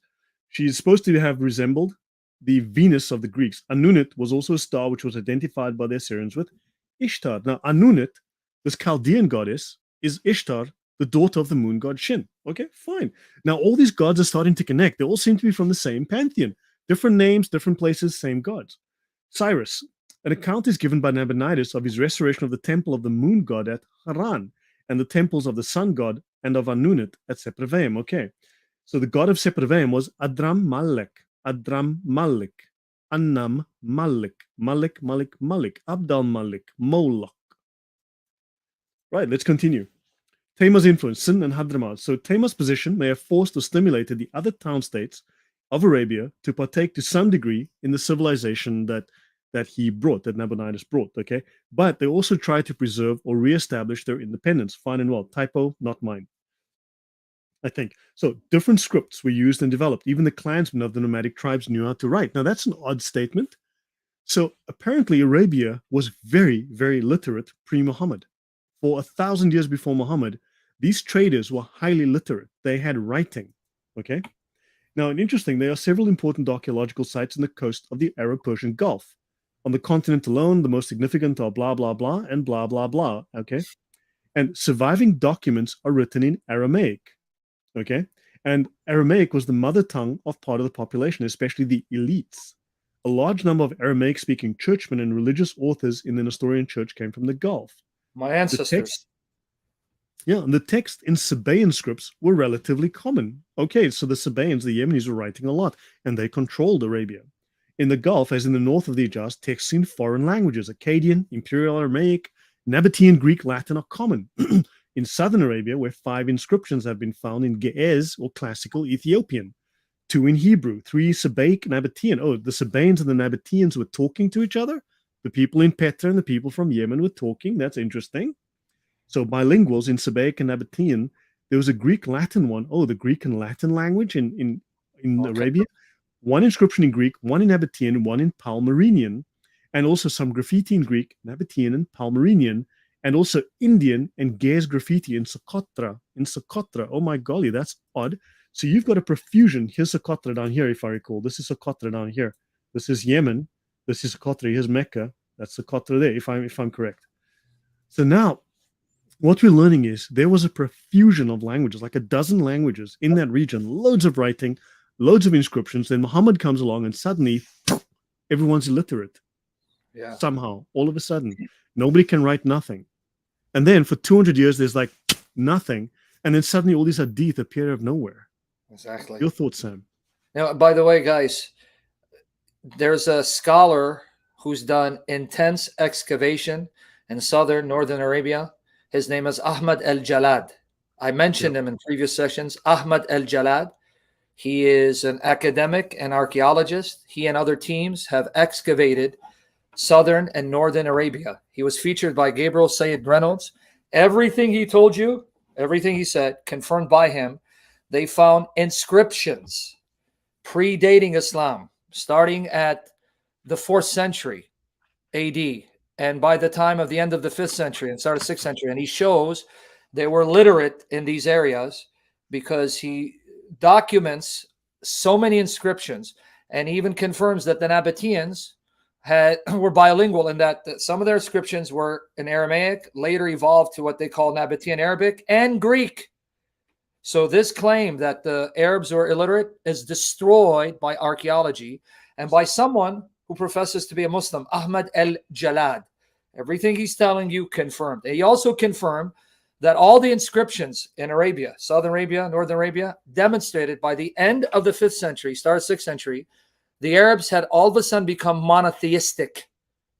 They no longer mentioned the gods and goddesses. That ended by the end of the 5th century, start of 6th century. They're all monotheistic, worshiping El-Ilah, And some of these inscriptions that worshipped Al-Ilah had crosses showing their Christian influence. This is independent, historical, archaeological inscriptions that have been uncovered to confirm Islamic version of history is a lie. Go ahead, brother. Yeah. No, so I mean, like, this is my own stuff. I was aware of very little of what Al-Jalad had to say. But I mean, the fact that he corroborates what I'm saying here, I mean, he's a full academic with staff and a budget. Yeah. So read his articles on Academia as a page. He gives you detailed evidences. They came up with a book. So he's confirmed what you've been saying independently from him, from your own study. And he's found the inscriptions, him and other teams. He's not the only one. Yeah. So someone asked, what are the 3 pillars in the Kaaba? I can only guess. We'll get to that later, okay? I can give you my best guess. So moving on. In the earlier polytheistic period, the Hadrami pantheon, the Yemeni pantheon, shows a close similarity to other South Arabian areas dominated by the astral triad or trinity of moon, sun, and Venus star, except that the moon god in Hadramaut bore the distinctive name Shin, borrowed from the Babylonian religion. He is commonly referred to as Shin of Ilm. Hold on. He's commonly referred to as Silam. Shin of Ilm. I wonder if that's familiar. I wonder, Shin of Ilm. Okay, probably no connection to Silam. So, okay, fine. He's commonly referred to as Shin of Ilm, right? And it has been conjectured that the latter term is the name of the principal shrine of this deity. Silam. Okay, fine. So, Arabian languages and a number of foreign tongues were in use in this land. Akkadian documents, Greek texts, and also Hellenistic period from the islands of Failaka and Bahrain. I've been to Bahrain. Even Latin rock inscriptions have been found in Arabia. It is only the Aramaic language, together with the script, that is attested with frequency, proven by a growing corpus of texts, coins, bronze plaques, and pot shards, the surviving correspondence in Aramaic known as Syriac between church authorities. So in other words, people are finding more and more this was a highly literate, Nabatean and Palmyrenian. This was a highly literate society until the Muslims came along and quite literally destroyed everything to hide the history. Wow. Sad, now, man. Haran, the home of the patriarchs. There's a village of Haran today in Turkey. Remember, we've shown you where Haran is. It is here. If you go up to Turkey, it's up here by Göbekli Tepe, right? Just above Syria, right, where the world's oldest archaeology, the world's oldest temples are. So the village of Haran exists in Turkey, atop of the ancient one from the Old Testament period. Found near Haran are villages that bear the names of Abraham's great-grandfather and his grandfather, Serug and Nahor. Haran was the father of Lot. The cities of Ur and Haran both had the moon god as their main deity. Terah, Azhar, was the father of Abraham, worshipped other gods, and he moved his family from Ur to Haran. Arabia and all the princes of Kedar, they were the merchants of the hand in lambs and rams and goats, and in these they were their merchants. The traffickers of Sheba, so these people from Yemen are mentioned in the Bible more than once. Remember, they were the servants of Satan. They attacked Lot on the behest of Satan. Lot's family, right? They were thy traffickers. They traded for thy wares with chief of all spices and with all precious stones and gold. Haran and Canaan, Eden, right? The traffickers of Sheba, right? So they are known in the Bible. This is a biblical reference, all right? And we can find them referenced to it. So now let's have a quick look here. Haran. So what it seems to be of great importance for the cultural and religious development of the quote-unquote Arabs, and I put the quotes around it, that Nabonidus of Babylonia conquered Tamar in 550 BC from the Encyclopedia of Islam, that somehow Nabonidus had a strong influence on the religious development of the Arabs. He reigned for 8 years and made an expedition as far as Yathrib. So he went as far as Yathrib, just above Mecca, right? He built a palace and temple in Tamar and made the place the center of a religion and cult around the Aramean moon god Shin, perhaps with the sun disk resting in the crescent as the main symbol of this religion, with the crescent inside of a disk with the disk inside of a crescent. There should be investigations on the close resemblances between this cult and that of South Arabia and Ethiopia. Hold on. Now you've got this, and these guys controlled this region. Okay, Shin was the state god of Hadramaut since the earliest inscriptions of this state. So the moon god Shin and this guy, so this whole region, including Mesopotamia, Ethiopia, all worship the same god Shin. This whole region, this whole area. Okay, all of it. So, right, so now we're proving over and over that the the worship of the moon god Shin was the predominant religion, right? Elam, name given to the moon god by the southern Hebrews. Variants of Elam were Era, Etera, hold on, Ilmakka, Jera, Shahar, and Tera. My gosh, Tera, Ilmakka, the name of Abraham's father, Azhar, in the Quran, is also Al-Makka, which happens to be the moon god Sin. Sam, do you have any thoughts you want to add? I mean, you seem to have a look there. That's like, Yeah, unless you want to continue. I'm looking at the people to see if they're going to understand, if they're focusing, why they're getting gold. If you're paying attention, like this sister is getting it. These should be taught in Greek theological universities. What a presentation. If you guys are listening, he's giving you archaeological inscriptions, evidence that has been furnished, documented, that are undeniable by people in the field who have studied these regions, who are not Islamophobes. And if you're paying attention, you got to pay attention here. Did you hear that the worship of sin was prevalent throughout Arabia and also Babylon and also in Ethiopia? So that here you have now irrefutable evidence. The dominant deity worshipped in this region, especially Arabia, is the moon god. Brethren, you need to listen to this. This is why I'm saying this is based on solid historical, textual, archaeological evidences, inscriptions that do not care about your religion. And these are scholars who are not Christians. Many of them are not Christians. They could care less about Christianity. They're simply stating the facts. And one reason why it's not as well known, and I'm just going to make this comment because I want you to have all the time, is because the academics are afraid for their life. I want you to understand this. Many academics know that moon worship is prevalent in Arabia and that Islam is nothing but a hodgepodge of pagan moon worship combined with heretical forms of Judaism, Christianity, but they cannot say it because they'll either be killed or they will lose their job, because many universities are funded by generous donations from Saudi Arabia. So they know this stuff, but they're not making it accessible on the popular level, which is why people like Lloyd are a blessing to the church, because the Lord is putting in his heart to now make it accessible to the lay person. Don't take advantage of the blessings of the Lord through his servants. And go to his channel, subscribe, and support him. The link to his channel is in the description box. Go ahead, brother. Okay, so yeah, there's a point I want to get to. So let me just run ahead. There's a point I want to get to with this, something that's going to be very interesting. So okay, so we've got Ilmakka, Terah, the name of Abraham's father, Ilmakka. Okay, now we're getting to Makkah again. We're back to Makkah, back to this guy.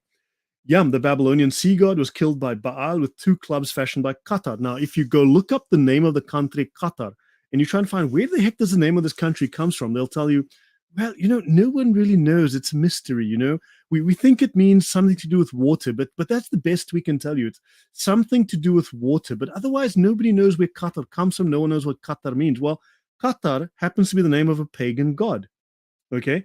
So Yam was the Babylonian sea god killed by Baal with 2 clubs fashioned by Qatar Wahasis. Qatar Wahasis is a maker god, second-tier god, okay? A maker god he made a weapon called Driver and Expeller. This is similar to another myth from the Greek pantheon, I think. With Driver, he was struck on the body and driven from his throne. With Expeller, he was struck on the head. No, Mesopotamian. There's another myth from the Mesopotamia that's similar. He was struck on the head and driven from the seat of his authority. And Terah also means ibex. So the word Qatar, seriously, you try and find the meaning of the word Qatar. Where does the name of the country Qatar comes from? The only thing you can find is this god, this pagan god. So the country's named, as far as I can tell, after a pagan god. Terah means ibex, which in ancient times was the well-known moon symbol because of the crescent here. Okay? And Egerton Sykes wrote that Terah was a theophoric name, okay? Basically a holy name, Terah, ancient Semitic name for the moon, equated with Terah, father of Abraham. The moon was known as Etera, and Jerah, who were also known as Al-Makka. Okay, Al-Makka is called the master of the ibex, or the lord of the ibexes, which was the symbol of the moon. Okay, Abraham's younger brother was named after the city Haran. Haran was the ancient city of the moon. The name Haran seems to have become a theophoric name synonymous with the moon god Sin. The temple of Bilqis, the queen of Sheba, was a moon god temple, which in fact misled the Arabs to think that Solomon's god, Yahweh, was a moon god. Right. So these things just start tripping over each other. The connections, just like, it's just there's no escaping this moon godness, right? I'll continue. So and here we've of course got, this is the best book on the topic by Bill Tamara Green, The City of the Moon God, discussing the religious traditions of Haran in Turkey. And of course, where's the another Haran? In Mecca, where Makaraba is, right? The Sabians of Iran in the classical tradition, and they speak of astrology and astral magic. Okay, these were the sciences of that era. Magic was a science then, right? The Greek philosophical and scientific material available to them was mingled with elements from ancient Mesopotamia, India, Iran, Judaism, and Egypt to form a syncretic system of magical belief that they could claim to be mankind's original and authentic religion, right? So now let's read about this book. This study treats, now this is the book that I mentioned here, okay? This book here. This study treats the religious and intellectual history of the city of Haran in eastern Turkey from biblical times down to the establishment of Islam. The author starts from the well-known reference in the Quran and the early Islamic histories of the people of Haran known as Sabians, one of the quote-unquote peoples of the book.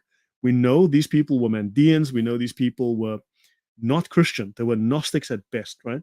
The author unravels strands of religious tradition in Haran that run from the old Semitic planetary cults through Hellenistic Hermeticism, right, Hermes Trismegistus, Gnosticism, and Neo-Pythagoreanism, and Christian cults to esoteric Islamic sects such as the Sufis and Shiites. And they speak of, again, I'll repeat, astral magic, the Greek philosophical and scientific material. So basically the Muslims invaded this place and they took over the Sabian. So the Muslims took over Haran, and there they found this old magical tradition. Okay, these people claim to have inherited the wisdom of the ages from Hermes Trismegistus. So the Muslims took all this and eventually ended up in Spain. They took this knowledge to Spain, but they mixed all these elements of ancient Mesopotamian magic, India, Iran, okay, occult Judaism, and Egypt, that's Hermes, to form a syncretic system of belief that they claimed was mankind's original and authentic religion. What were the Muslims doing? Looking for mankind's original and authentic religion. Sam.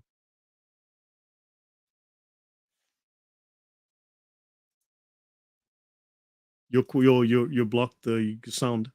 No sound. Yeah, No sorry sound. about that. Muted. I thought I lost you for a minute. Like, what happened to you, Lloyd? Don't disappear. Did the genies attack your sound system? Sorry about that. You don't believe the distractions in the comment section, because when Satan hates a subject and hates people who are exposing him and his religion, he will send trolls to distract or cause distractions, like Nicodemus and Michael Ringer won't stop distracting me as I'm trying to focus.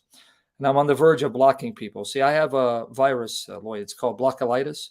When people can't behave and control themselves and want attention, and then I send them back to Mecca so that I can be cured of my itch. But go ahead, brother. I'm trying to focus and learn because I'm learning new stuff as well, because this is new to me. But do you think these brethren can control and constrain themselves? Like one guy's advertising. So look, to the audience, is this all making sense? That now the world's oldest religion in Haran, with the world's oldest temples in Haran, was a mixture of all of the esoteric magical cults from all around the world, the known world at that time. Understand? And of course, Haran was known as the city of the moon. So this moon god cult was a cult with magical worship, with everything mixed in. Let's continue. And these are the Sabians, right? Remember, these Sabians are in the Quran mentioned as the people of the book. These Sabians, who have a mixture of Mesopotamian moon god worship and magic, Indian magic, Iranian magic, Zoroastrianism, Judaism, like occult Judaism, we're talking about Kabbalah and stuff, Egypt, Hermes Trismegistus, okay, the god Thoth, right? And this is supposed to be the people of the book. These are supposed to be quote unquote Christians to the Muslims. This makes no sense. Seriously, these Muslims have snookered themselves behind the 8 ball for this. All right. The term El, I'm not going to go through this too much, but the term El is common. You have Ilu and Il. Of course, we also know that within the Yemeni, we also had Il, okay? Generic word for God, a generic word for God in the Semitic languages, right? And it's used over 200 times in the Old Testament, often as a modifying term with it, okay? So El was the chief and somewhat vague, shadowy god of the Canaanite pantheon. And the title is used in the Old Testament to express the exalted transcendence of God. See the word Elohim. Now, the Hebrews borrowed this word from the Canaanites. And the linguistic derivation of the name is uncertain, but some suggestions include roots that mean to be strong and to be in front of, like a leader. Now, the Canaanite god El was the father of human beings and of gods. He was called the father of mankind and the father of years. He was immortal, but he was immoral, a debased character, an utterly debased character. So, according to the scholarship here, it is a tribute to the very high morality of the Old Testament understanding of God that a title that in Canaanite usage was so defiled, so filthy, so dirty, could, without risk, be used to express the moral majesty of the God of Israel. This was a deliberate choice because I am the Lord God. I am the only high God. I am the only true God. So God says that title belongs to me, not to these false gods. So they had defiled the title, and God says, no, I claim this as my own, right? So just as the word God in English can be used of the true God or of false gods, this word in Hebrew may refer to heathen gods, usually meaning idols. Let's continue. Now, this term, El, okay, you'll find it in the Sabaean, in the Assyrian, Illu, Nabatean, Sabaean, Palmyrenian, Phoenician, and Alat. Now we find Alat is also found here, just as from the Assyrian Alatu, and of course it's going to have its links into the Arabic as well. These are, notice, but this El also becomes Baalim, Baalim, Baal, Kael, Kaal. Kaal is one of the gods in that region of Ethiopia, right? From the African side, Kaal. We've seen Wak, same god, right? Baalim, right? So these terms are all related. They are not separate gods. They are one god. Different names, different titles, same god. Let's continue. Baal, Hubal, and Aterat. In Israelite religion, Yahweh replaced the great god El as Israel's god. Okay? And of course, we read here of they ignored Yahweh, their God, and worshipped Baalim, plural of Baal, and Asherot, Atherat, plural of Asherah, right? The consort of Baal, Asherah, the female consort, the sun, right? Now, they mention here King Ahab to summon on Mount Carmel and 450 prophets of Baal, and 400 prophets of Asherah. Again, Asherah is associated with the god Baal. This time, the Asherah. Now, what is odd? Now, this is very weird. You have Baal, the masculine, okay? You have Baal, and then of course, what is the feminine of Baal is Baalah. Baalah, the Baalah. The feminine of Baal is the Baalah. Your thoughts on that, Sam?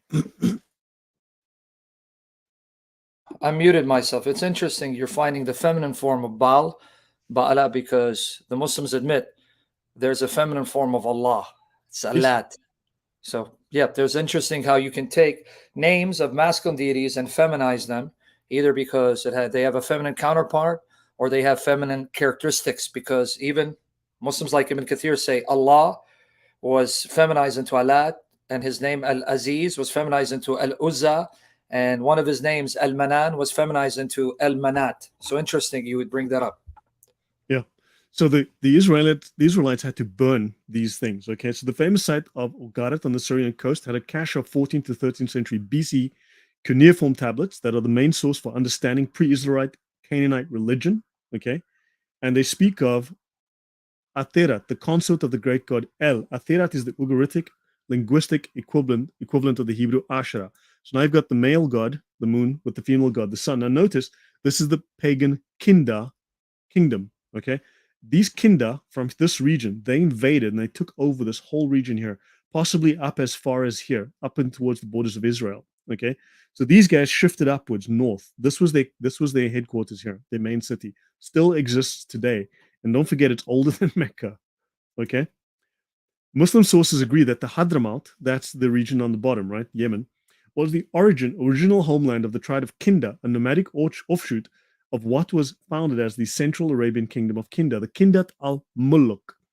Okay, so these guys were the Kindat al-Muluk, the Kindat of the Muluk. Okay, back to the whole Muluk thing.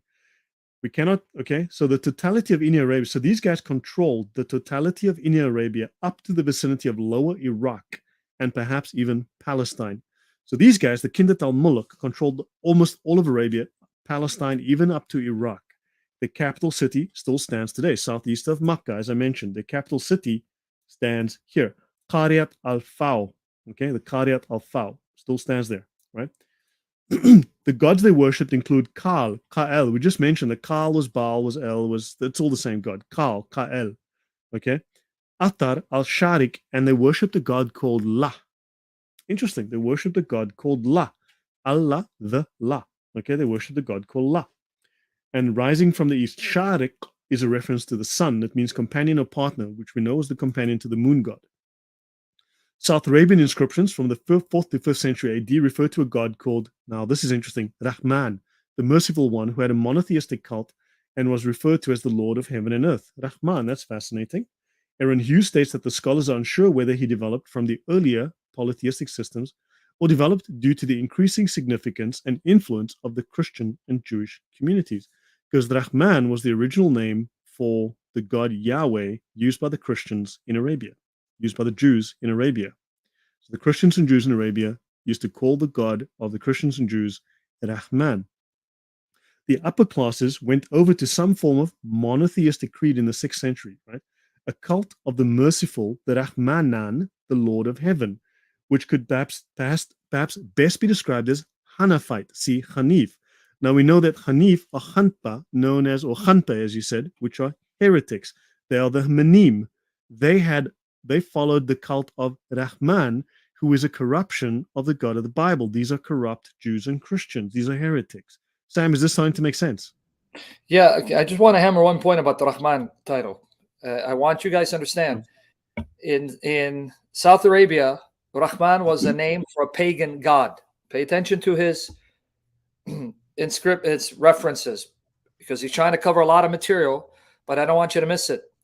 The pagans in South Arabia called one of their chief gods, pagan gods, Rahman. But the Jews and Christians were also using the word Rahmanan, the N at the end, making it definite, the Rahman, in reference for the true God. However, that doesn't mean they were worshiping the same God. And according to Muslim sources, and I can do something on this later unless he has them, when Muhammad started calling Allah Rahman, it says the pagans in Mecca said, we don't know who this Rahman is. We don't know who you're talking to. We know Allah, we don't know Rahman. And when he would say Bismillah Rahman Rahim, they actually thought he was invoking more than one God. Keep that in mind. So go ahead, brother. Right. So notice they say here this cannot be Christian because Rahman was associated with the God Yahweh, the God of the Bible, right? Rahman was the God of the Bible, but they say no, this Rahmanan cannot be the God of the Bible. It is devoid of explicit marks of either Judaism or Christianity. So it's lacking these things. So it must be Hanafite, in other words, heretical, right? At the same time, already from the end of the 4th century, a few explicitly Jewish texts attest an influential Jewish presence. And in the 6th century, under Abraha, Christianity prevailed. Hold on, Abraha, the guy, the elephant guy, okay, the Christian elephant guy, the guy that attacked Mecca with the elephants. Let's have a look. So, Quran 53:49 calls God the Lord of Sirius. Allah, hold on, Allah, not God, Allah is called the Lord of Sirius. The South Arabian deity Wad is mentioned in the Quran as well, along with other unidentifiable deities. So, South Arabian polytheism was practiced until the life of Muhammad, even though it vanishes completely, supposedly, from South Arabian inscriptions that are dated between 380 and 560. So somehow, in that 180-year period, they have scrubbed the record. So before Muhammad, for 200 years, everything just disappears, just randomly goes away. Then a new monotheistic god arises in Arabia called Rahmanan in ancient South Arabia, often described as the Lord of heaven and earth. And the Quranic name Al-Rahman is probably related to that. Okay, great. One interesting inscription ends after mentioning Rahmanan with the phrase Rabhad bin Muhammad, which is translated as by the Lord of the Jews, by the highly praised. Your thoughts on that, Sam? What does that tell us? So they're taking the term Muhammad, and this predates Muhammad, as an adjective for the God, that he's the highly praised? Yes, but the Lord of the Jews. So in other words, Muhammad in this inscription is Yahweh. Did you guys catch it? You guys, I say this is why you got to be paying attention. Even though I'm being distracted, I'm still focusing because I'm learning. Did you catch that the word Muhammad is being used not as a name of a man, but as an adjective describing God as the praised one? the Lord of the Jews, he is Muhammad, the praised one. Are you catching it? Muhammad, an adjective used to refer to the God of the Jews, the Lord of the Jews, later becomes the name of this pagan, pedophile, false prophet. Keep that in mind. By the way, this was dated around where? When exactly? So this, I think, is between 380 and 560. Wow. If I So recall. right before Muhammad then. Yeah, before Muhammad. Yeah. Good. So this Excellent. interesting inscription. So this is an actual archaeological inscription, and it mentions Rahmanan as Rah bin Muhammad, translated as by the Lord of the Jews, by the highly praised. So Rahmanan here for the Jews was the God Yahweh, who was called Muhammad, the highly praised. And of course, I wonder, do we know of anyone called Muhammad today that might have an issue with the Jews and Christianity and the Bible, Sam? Nothing to do with Islam or Muhammad of Islam or the Quran. You're making stuff up. Stop it. Yeah, I know we need to stop looking at these. Yeah, well, I'm starting to believe my lying eyes with all this evidence. Let's have a look. Then you talk about the Sumayafa inscription that ends with the invocation in the name of Rahmanan, in the name of Rahman and of his son, the conquering Christ. Okay, Bism Rahman bin Christos. Abraha's what? In the name of Rahmanan. So this Rahmanan was used by the Christians to describe Rahmanan and his son, the conquering Christ. Hallelujah. That's weird.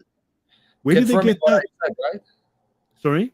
Remember I said that earlier, that there were inscriptions, so I didn't even know. See, guys, I didn't know he's going to mention this. Just to let you know, he doesn't show me his slides beforehand. I told you that there were references, Jews and Christians referring to the true God as Rahmanan. Here it is. There you go. A Trinitarian inscription. A inscription where Rahmanan is the father of our Lord Jesus and Christ is his conquering son. Glory to God, brother. Continue, man. You get me excited. Yeah. So Abraha, now they mention Abraha, the elephant guy that took the elephant called Muhammad to Mecca, and the elephant Muhammad refused to go there, right? Abraha's inscription contains equally clear formulas. And it says here, inscriptions by Abraha. Abraha, the most significant, is CIH 541, which begins with the power, the help, and the mercy of Rahmanan, and of his Messiah, and of his Holy Spirit. Can I say something here? Yeah. Before you, I don't mean to cut you off. This is a Trinitarian prayer, brethren. So I wanted to stop you right there. Dated around, you said around 541 AD. I think so. That's the name, but remember, this is before Muhammad's birth, or at Muhammad's birth, up to 40 years before Muhammad's birth. Right? You said like last time you said around between 530, 550 AD. Keep in mind, Abraha, a Trinitarian Christian, 530, 550 AD. They found inscriptions that he wrote. Watch this Trinitarian inscription. He's invoking Rahmanan, the merciful, his Messiah, and his Holy Spirit. A Trinitarian invocation, a prayer to the triune God by Abraha around 530, 550 AD, 6th century. Go ahead, brother. I'm sorry. I just want them to see. No, that's good. No, that's fine, Sam. That's perfectly fine. I don't want to do all the talking and sound like I'm just giving a lecture to a blank screen, right?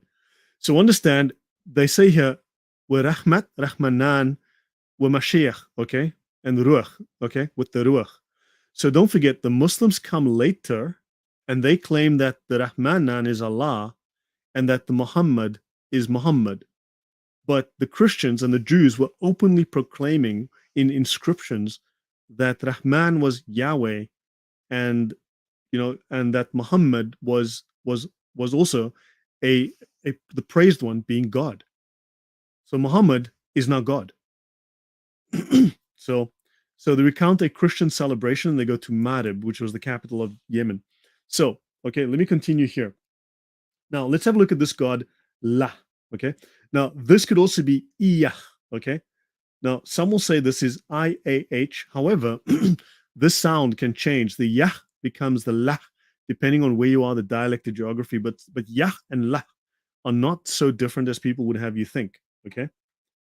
So, most likely, the Middle Eastern deity who gave the stimulus to the adoption of Iyah or La is the influence behind the name Karnos, the brother of Iahmos, who began the final thrust against the Hyksos, okay? The bull is born. This bull and the horns are very important. Might be the Egyptian equivalent of the epithet applied to Shin. Hold on. La, Ia, or whatever, is now Shin, the moon god Shin. describing him as a young bull with strong horns, the tips of the crescent moon. This imagery would be compatible with the Egyptian concept of the pharaoh as an invincible bull. And then there is a scene where the king is accompanied by his mother and 3 queens. The king is accompanied by his mother, so the moon and the sun, and 3 stars, including Sitla, daughter of the moon god. Traces of this cult beyond this period are sporadic. Oh my, that could be something from Egypt. Who knows? Yeah, the moon god. Oh, it is a moon god. In its earliest attestations, the name La or Iya refers to the moon as a satellite of the earth. It then becomes conceptualized as a lunar deity, right? Whose manifestations from the hieroglyphic evidence can include the crescent of the new moon, the ibis, and the falcon. So we had the ibis, and comparable to the other moon deities, Thoth. Oh my golly, Idris. We have Idris right there. Idris, Thoth. This is starting to, man, all of these things are connecting like Lego. Am I wrong, Sam? Was this all connecting like Lego? Like I said, you're going to be showing how they all converge. All these clusters of pagan gods and goddesses become subsumed into Islam. They converge into Islam. So what he's showing you, if you're following the trail, Islam has pretty much taken all the cluster of these pagan gods and goddesses with the moon god as the chief and subsumed them into one religion under one deity called Allah. That's Yes, what you're correct. Correct. So let's look at Malik. Malik al-Muluk, the king of the kingdom, the Malik al-Muluk. Okay, why is the word Malik important? Abdul Malik, the Malik. Let's have a look. Moloch. So I'll start winding down. Okay. So Malik is the keeper of hell. What? Malik is the keeper of hell, the Abdul Malik, and the head of the angels of torment. Okay, fine. And this looks like some Muslim writing here, so yeah, this is blah blah. By bridges which the angels of torment pass upon above, blah. Okay, fine. Malik is the angel of hell, okay, or the owner of hell, or Satan. Okay, let's continue here. So Malik, Malik, Abdul Malik, derived from follower of Baal, the servant or slave of Baal, the Karabal. So Malik is Abdul Malik, is Molek, is Malik, is Karabal. The name derives from combining the consonants of the Hebrew Melech, king, with the vowels of Boshet, meaning shame, the king of shame. In other words, shameful, vile, okay, something humiliating. He has a bull head. The root Malik, Muluk, Adram Malik. Some modern scholars have proposed that Moloch may be the same god as Milcom, Adad Milki, an epithet for Baal. And of Allah's 99 names, Allah's name number 84 is Malik al-Muluk, the king of the kingdom. Which kingdom did we just mention is the keeper of hell? Malik. Allah is called Malik. Malik is the keeper of hell and the head of the angels of torment. Oh my. So Molech was the god of the Ammonite peoples. Okay. And King Solomon, God was upset with Solomon for raising an altar near Jerusalem to Molech. Okay. God warned him not to and punished him for this. Okay. So Molech was a god of the Ammonite. His name seems to be tied to the word Melech, which means king, which in turn suggests an older god, perhaps the Akkadian deity. Okay, spelling Muluk, like Baal. His cult may have been transported to Carthage. Oh my God. Now we're back to Baal, who killed kids, they burned kids to Carthage, where he was worshipped as the god Molech until the servants of the Olympian gods pulverized ancient Carthage. Carthage was where we went earlier. We started with Carthage, where they were worshipping Baal, who was Molech, who is Moloch, where they were sacrificing children. You see, now it's come full circle. Yep. And by the way, here's the reference. Chapter 43, 77 of the Quran is where Malik is mentioned as the keeper of hell, because the inhabitants of hell will cry out to him. There it is, chapter 43, 77. There it is, guys, where Malik in the Quran is said to be the keeper of hell. There it goes, 43, 77. And it's in the Hilali Khan, and Hilal is the crescent moon god of Islam, is the crescent moon god of Arabia, Hilal. Nothing to do with Islam. Nothing to do. So, Zeba Zalmunna, I'll be quick and I'll do a couple more slides. So, in Judges 8:21, Gideon arose and killed Zeba and Zalmunna, and he took the crescent ornaments that were on the necks of the camels. Camel people, crescent. Okay, fine, nothing to do with Islam. Besides the crescent ornaments and the pendants and purple garments worn by the kings of Midian, and besides the collars that were on the necks of the camels, crescents and camels, enemies of the Jews, enemies of God. enemies of the God of the Bible. Midian, was it the land? Was it a tribal league? So that's a question. Was it actually a place, or was it a league, a confederation? Hold on, didn't the Yemenis have the Muqarrabal and the Muqarrab, which was a federation, a legal federation? Hold on, that's interesting. Midian, so hang on, Midian sits up here. Midian would be in this area, if I recall. And now you've got these guys down here who had the federation. They called it the Muqarrab. And these guys have a federation, a Muqarrab, up here. Oh my, that's fascinating. Must be just coincidence. Some scholars have suggested the name Midian does not refer to a geographic place or to a specific tribe, but to a confederation or league of tribes brought together as a collective for worship, just like the Yemeni Muqarrabs. Paul Haupt made this suggestion in 1909, describing Midian as a cultic collective. Okay, meaning an association or bunt of different tribes in the vicinity of a sanctuary. Tribes in the vicinity of a sanctuary? Hold on, that could be familiar. Elat, on the northern tip of the Gulf of Aqaba, was suggested as the location of the first shrine, with the second sanctuary at Kadesh. Elat, here. Elat, here. Interesting, near Tamar. Not that far from Tamar, not that far from Petra, for that matter. Fascinating. And it's just like the same concept as what the Yemenis had. They are thought to have worshipped a multitude, including Baal Peor, and the Queen of Heaven, Ashtaroth. Oh my God, the moon and the sun. Just coincidence, I'm sure. Enemies of Yahweh. So jump in anytime, Sam, if you want to.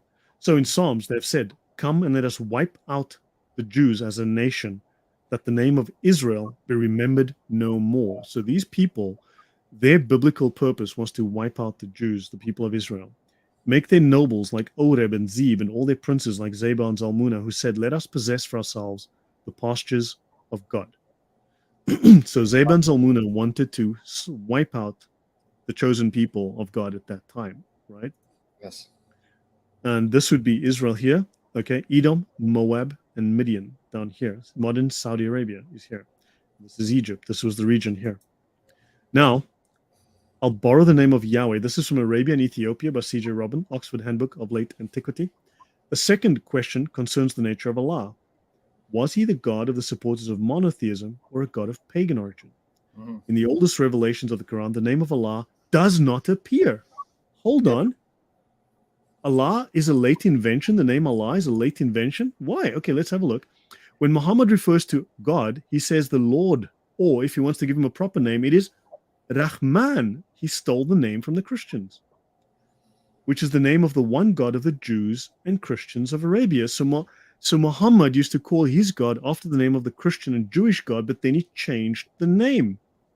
Allah is thus a God originating. What's this? Rahman is also the name of the God of the followers of Musaylama, who happened to be another preacher who claimed he was a prophet, just like Momo. But Allah is thus a God originating in polytheism. Inscriptions seem to confirm it at Qaryat al-Faw. Now let's go back. Qaryat al-Faw, we mentioned the Kinda. The Kinda established their kingdom capital here, and they controlled this entire region. The Kinda controlled this entire region. They were from here, and this was their capital, still standing today.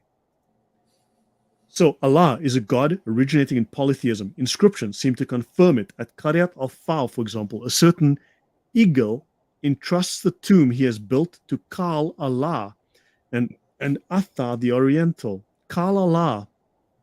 Kal was Baal, was Athar, was, we mentioned it before. We went through the whole list. It's the same God. Kal, Wad, Wak, you name it. It's all Baal. It's all Al-Makkah. It's the same God, Al-Makkah. Kal Allah. Allah was Al-Makkah. And Athar the Oriental. The text is dated by the writing style to the beginning of the Christian era. So this name, Al-Rahman, is a Christian borrowing. They borrowed it. Pause there for a moment, Sam. You want to comment before I want to understand what the quotation is saying. Brethren, when the source is telling you that initially Muhammad didn't use the word Allah, let me break that down a little more. If you've been reading Answering Islam, the website and the articles, because before YouTube and live stream, we didn't have live streams like Facebook and YouTube. It was all written articles. According to the chronology of the surahs of the Quran, I want you to pay attention to this. According to the dating of the surahs, certain surahs were written in Mecca, certain surahs were written in Medina. If you follow that chronology, there is proof that the earlier surahs did not use the term Allah. It's not found. Just like the earlier surahs make no connection between Ishmael and Abraham. It's later on, as Islam progressed, later in the later Meccan period, and then in Medina, Muhammad starts referring to Allah as being Rahman and makes connections with Ishmael and Abraham. So if you follow the chronology, this is what the source is telling you, of the surahs. The earlier surahs, there is no use of Allah. You won't find the term Allah. You find Rahman. Later on, Allah appears. So based on the chronology of the Quran, when the surahs were composed, you see a progression. It's first Rahman, then Muhammad employs Allah, so Allah and Rahman become the same. And then earlier on, Muhammad is not aware of many of these connections like Ishmael and Abraham, and it's only later in the Medinan period that these connections are made. So this is what the source is saying. The only way you can get around this is to deny the chronology of the composition of the chapters of the Quran. But the composition of the chapters are taken from Muslim sources predominantly. But go ahead, brother. I just want to see why. Right. No, thanks. No, so notice Allah has many names. Hubal, okay? Amongst them, Hubal, Baal, Kal, Wad, Wak, you name it. Allah had a bunch of names, but all of them were Hubal. All of them were Baal. All of them were not the God of the Bible, right? So now, Astarte, a warrior goddess of Canaan and Syria, okay? The Semitic counterpart of the Akkadian Ishtar. Okay, so we like this god. We're just going to give her a name that suits our language. Her aggression can be seen in the bull horns she wears as a symbol of domination. The bull horns, the crescent, the bullhorn, the god Shin, okay, it's all coming together. Astarte is a battlefield goddess. Okay, when the Philistines, okay, killed Saul and his 3 sons in Mount Gilboa, they deposited the enemy armor as spoils in the temple of Astarte. She was a goddess of war. This is going to be important as well. We're going to be coming to that point as well. We were wrapping that up. So Hilal, okay, pre-Islamic Arabian deities. So let me see how far I'm going to go. I'm going to go a few more minutes. Let me just check where I am so I can figure this out. Okay. Okay, so, blah, blah, blah. Sam, are you good to go? I mean, do you have anything else you need to do? So just try keeping track of time. No, I am. I'm fine, brother. You just take as much time you need, and we'll wrap it up for next week. Okay. So Hilal is a god of the new moon. Okay, these are pre-Islamic Arabian deities. Let's go through a few names. Hilal is a god of the new moon. Is the moon god of Qataban from Yemen. Qataban, we're back to that, from Yemen. He has the goddess Aterat as his consort. This is in Deuteroscopy 12. We have Yahweh commanding the destruction of Aterat's shrines so as to maintain purity of his worship. Aterat is Asherah, is Ashtaroth, is Astarte. Same god, same goddess, whatever, male, female, whatever. Same character, different geography, different language, different name, but same person. The prophets of Israel strongly warned God's people not to worship these false gods. We have in Numbers, in Kings, in Jeremiah, and Hosea. Kal or Hal or El, Ha'el, Ka'el, right, is moon god of the Hadramaut, the Yemen kingdom, okay, of Kinda, right, the Yemeni kingdom of Kinda. The Hadramaut, Yemen, Kinda. Okay, we've got that. Shin was the chief god of the Hadramites, as well as, of course, the Babylonian god, connected to the Shemitic god Shin. Talab, Abu Talib, Abu Talib, Talib, Muslim name, is a moon god worshipped by the Sumay, a Sabaean tribal confederation. Okay. And Yatha, is associated with salvation. His name means savior. This may be an archaic equivalent to Yesha or Yeshua, a masculine noun meaning salvation, taken from the root Yasha. So hold on. So you're saying there was a god called Yeshua, and he was the savior. He brought salvation. And the pagans said, hey, we like that idea. We're going to make up a new god called Yatha, and he brings salvation, but he's pagan. Sam, your thoughts on that? Yeah, that's what happens. And I want you to understand what he said. What pagans do is they will adopt and add more gods and goddesses into their pantheon. Paganism, unlike biblical monotheism, that excludes gods and goddesses, they will incorporate gods and goddesses and new ones and adapt them. So you see what he's trying to tell you? Yeshua, which would have been the name for our God. Pagans hear that name, want to adopt it, the name, Yatha, and turn it into a pagan god. That's how paganism works. Keep that in mind. Right. And Dul Khalasa is a god worshipped by the Bajila and the Qatan tribes and was reportedly worshipped as a god of redemption. Dul Khalasa. His temple became known as the Kaaba of Yemen. The Kaaba of Yemen. Dul Khalasa had a Kaaba of Yemen. Where was this Kaaba of Yemen? It might have been down here at Hiran in Mahabisha. Oh my, Makoraba. Fascinating. X marks the spot. That's very interesting. Al Mahabisha, Makoraba, the Kaaba of Yemen. Okay. And of course, we've got the Yemeni corner hadith. We won't do that now today, but the Yemeni corner hadith. Remember, only God can forgive sin. So Jesus could forgive sin. That's a claim he made to be God. Amen. God forgives sin. No one else does. No human can forgive sin, right? Now, a priest might be able to forgive your sin because he was given the authority. He doesn't have the power, but he has been given the authority to do so. Am I correct, Sam? Yes, the priest will tell you that they can pronounce you're forgiven on the basis of Jesus's death and his merits, because if you do what the Lord tells you to do, then they can say the Lord has forgiven you. That's how they do it. Yes. Right. But it's Jesus. Now you've got, sorry, yeah. Go on. No, I'm just saying Jesus is the one who's doing it. It's not them. They'll tell you. They stand in the place of Christ, and because of the authority of Christ, if you do what the Lord demands, they can say you're forgiven. Yes, but you were saying about this. Now, the Yemeni corner, what's significant about the Yemeni corner, that there's one or two corners, depending who you ask, but there's at least one corner of the Kaaba. If you touch it, it forgives sins, according to Momo himself. Now, that means God is a rock. Yeah. How can a rock forgive sins? Well, see, this is why you're pagan, Lloyd. You're pagan because Muhammad said on the day of judgment, the black stone will be given 2 eyes and a tongue to intercede for you. And Allah can do that. And it's Allah's right hand on earth. That's what it says. The black stone is Allah's right hand on earth, but you wouldn't know that, would you, pagan? But hold on. But when you have an idol that is the presence of your God on earth, that's paganism. That is literally paganism. That's literally an idol. That is the definition of paganism. There you go, thinking logically and rationally again. Yeah. So, and don't forget Al-Makkah. Okay, so pre-Islamic, and of course we have another pre-Islamic Arabian deity known as Al-Makkah. And Al-Makkah was where? Al-Makkah was in the Kaaba.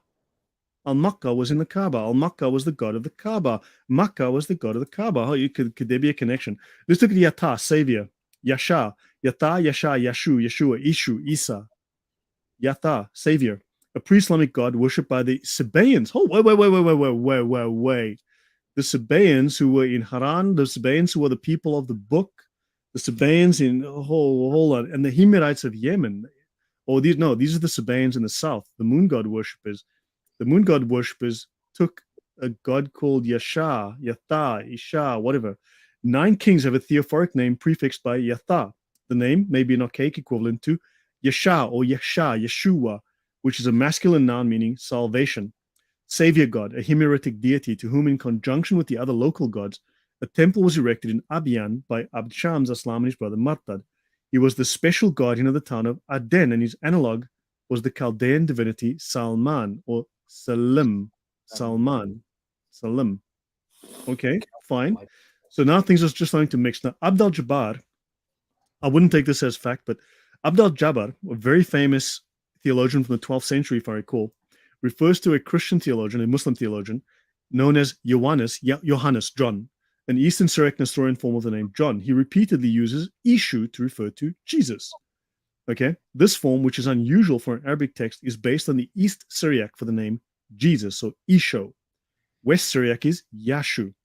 Abd al-Jabbar teaches the reader that Ishu is Syriac for Isa, the Quranic form of Jesus. Just so by the way, I'm not necessarily believing this, I'm just presenting it that he's a Muslim polemicist who is polemicizing against Christianity, Abdul-Jabbar, but he's quoting a Christian authority, Ioannis, saying that it's, and I speak Syriac, we say Ishu. Till this day, we say Ishu. Ishu Mshicha.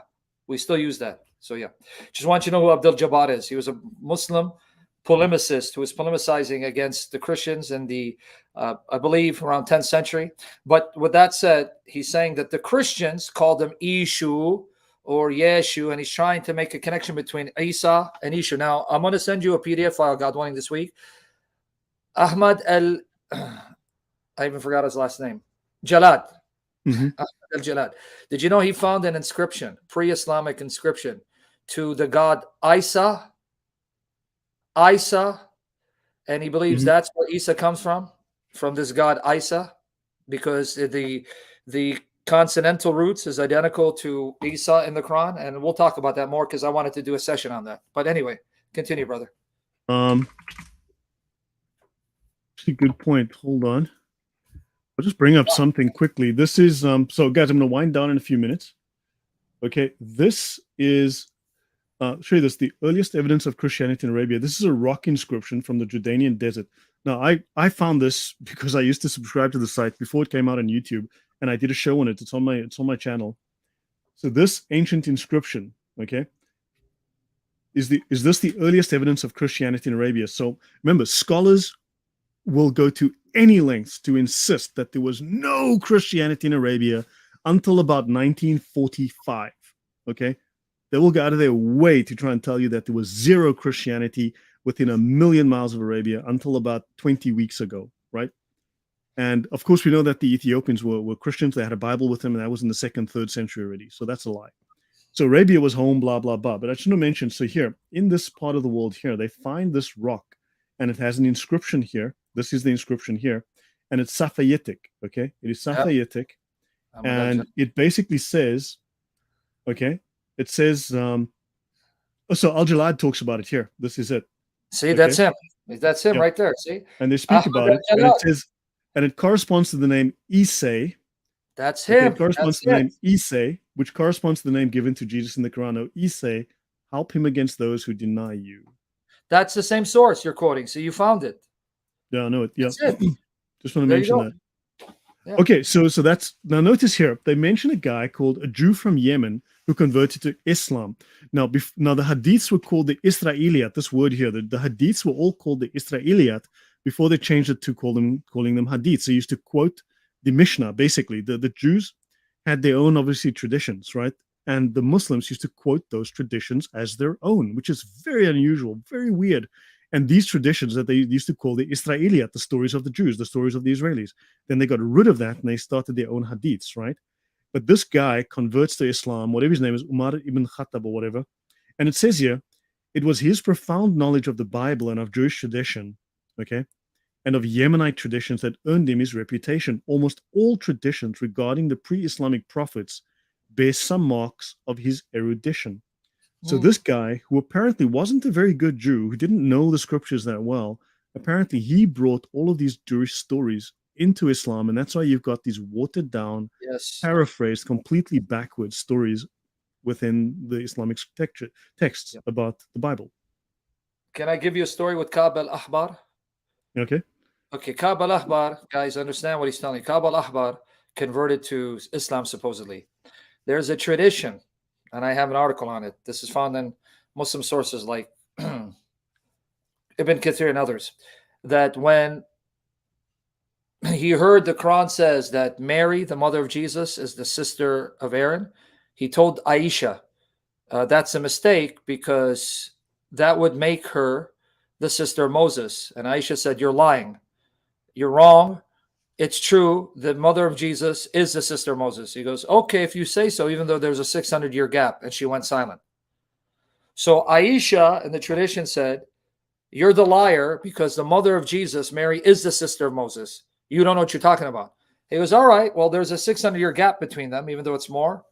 She went silent. She got embarrassed. So this Ka'b al-Ahbar is mentioned in a tradition where he caught the error of the Quran that says the mother of Jesus, Mary, is the sister of Aaron, the daughter of Imran, making her the sister of Moses. When he brought that mistake to Aisha's attention, she goes, you're lying. You don't know what you're talking about. It's true.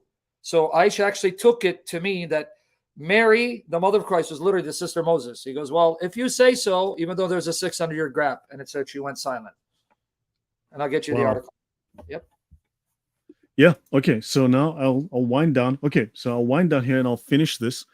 So Al-Maq, okay? Al-Maq, name again, Al-Makkah, the creature or the possession of Yahweh. So there's a seal of the early 7th century, the 600s, okay, BC, okay, which bears the name of Al-Makkan Yahweh, Al-Makkan Yahweh, okay, and Yahweh Malak.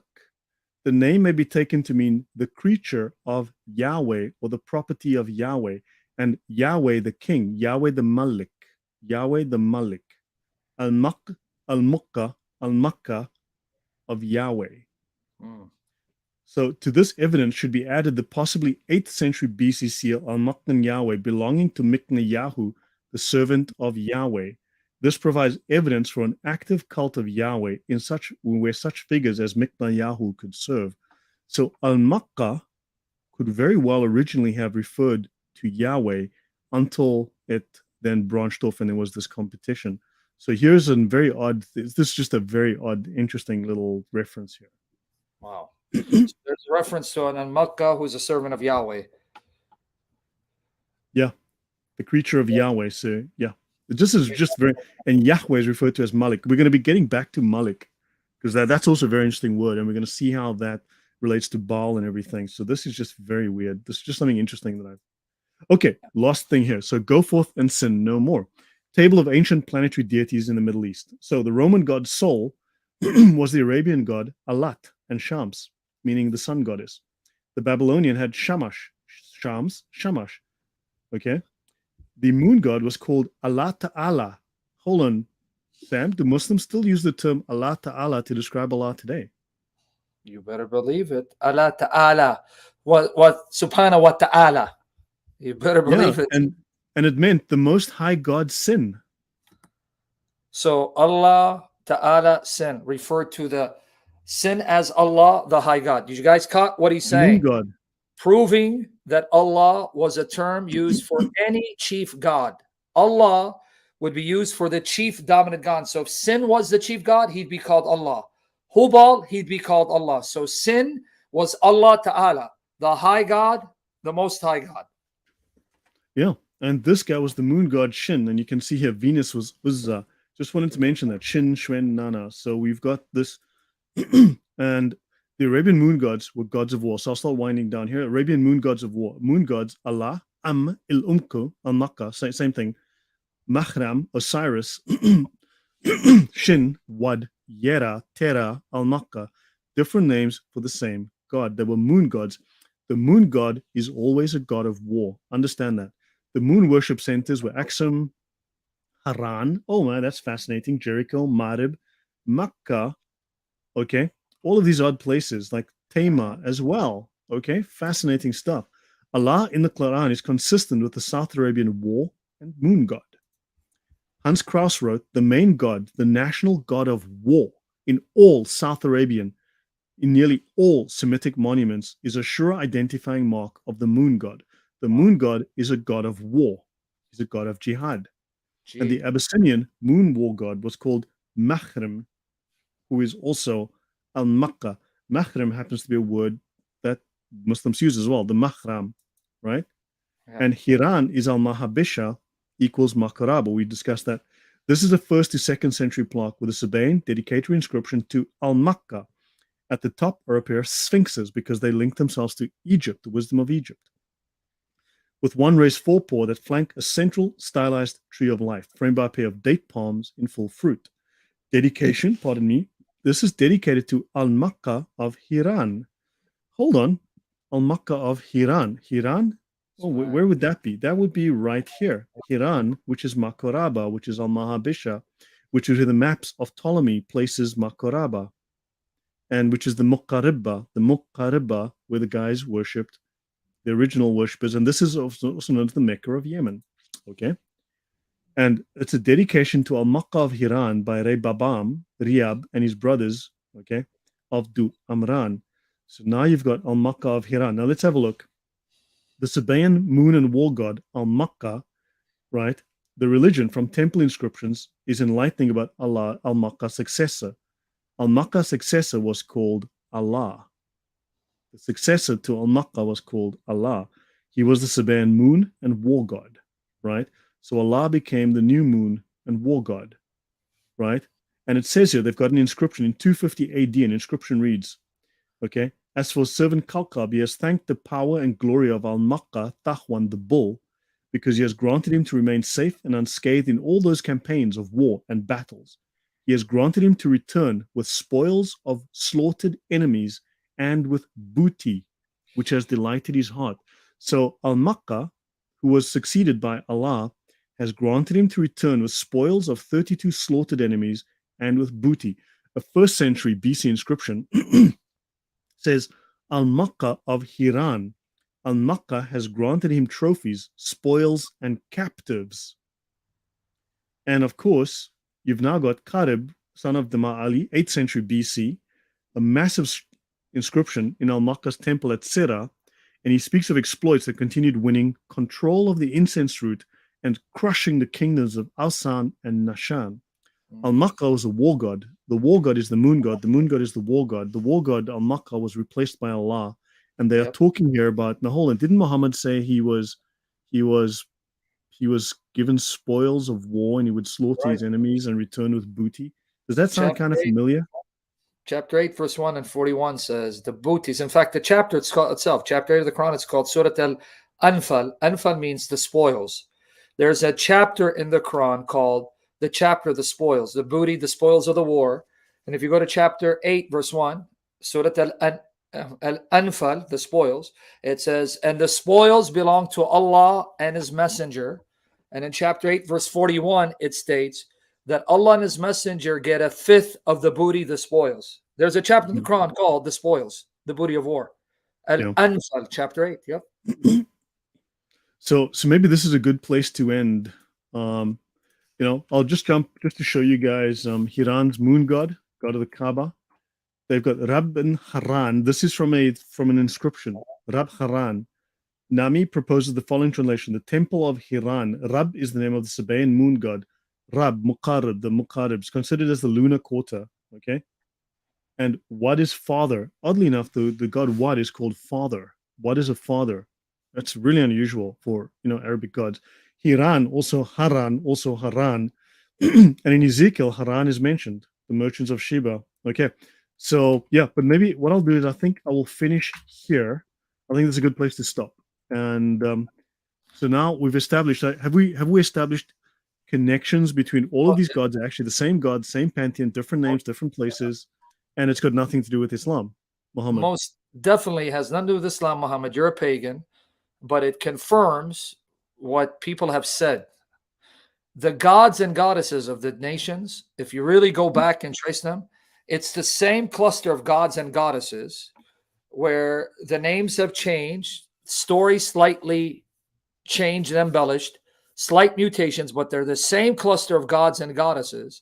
And according to our Bible, if you read Psalm 95, verse 5 in the Greek version, Psalm 96, verse 5, if you go in the Hebrew, and if you go to 1 Corinthians 10, 19 to 22, specifically 1 Corinthians 10, 20, we are told the idols of the nations, the gods of the nations, are demons. It's Satan, the devil, and demons. So these are demons. This is Satan who appears in these clusters of gods and goddesses, and they all converge into Islam because Allah is Baal and Baal is Satan. That's what he's showing you. Right. We've seen that we've seen Rahman. They took over Rahman, right? The name of the God of the Bible, Rahman, used by Jews and Christians. They borrowed that. They borrowed Yatta, Yeshua. They took Muhammad, which was referring to the praised one, meaning the God of the Bible, and they gave that name to an imposter called Muhammad. Precisely. Now, here's that tradition I was telling you about Lloyd. Before you leave, I've given the link to your YouTube channel description box. Go there, subscribe, watch his shows. He's available to come to your channels. If you guys want him to come to your channels, he's available to do that. Contact him. And also, you have links to your material there that they can access, correct? If they go to YouTube channel? Yeah, I've got loads of materials, and thanks. Look, also, some guys are asking if I share my slides. I mean, Sam, I gave you a copy of this. I don't give it out to many people. This set of slides is like 120 hours of work. I'm not kidding. Yeah. It's at least, this is 120 hours of just putting the slides together, right? Yes. And we don't want people to steal your work. the time and effort, because the labor is worthy of his wages. So you need to pray and support him financially, because this is a lot of work. We're all in full-time ministry. I wish I was rich so I can give him tons of money to do it, but we're not. So, brethren, he spent over 120 hours. So this is why he's hesitant to just give out his slides to people who won't appreciate it or plagiarize it or edit it or pervert it. So, but go to his YouTube channel, watch his videos, support him financially if you can, pray for him, invite him to your channels, because he's open to go to any channel to share this, and it's top-notch stuff. Now, I want to read this for you too, brother. Here's that tradition with Ka'b al-Ahbar. I gave you the link to my article. Notice, it was narrated from Ibn Jarir, narrated from Yaqub, narrated from Ibn Ulaya, say that 5 times fast, narrated from Sayyid Ibn Abi Sadaqah, narrated from Muhammad ibn Sirin, who stated that he was told that Ka'b, there goes Ka'b al-Ahbar, said that the verse that reads, "O sister of Aaron," Harun, does not refer to Aaron, the brother of Moses. So he's saying Mary cannot be the sister of Moses. So the sister of Aaron doesn't make her sister Moses. Look what Aisha said. Aisha replied to Ka'b, "You have lied. You're a liar, Ka'b. She is the sister of Moses." So even Muhammad's child bride thought that Jesus' mother was a sister of Moses. So then look what he says. He goes, all right, well, here's the response. And it's in the article. This is Ka'b al-Ahbar, who influenced Islam with this perversion of Jewish traditions that he garbled up. Ka'b responded, "O mother of the believers, if the prophet has said it and he is more knowledgeable, then this is what he related. Besides, I find the difference between them, Moses and Jesus, to be 600 years. He's way off. It's more than that.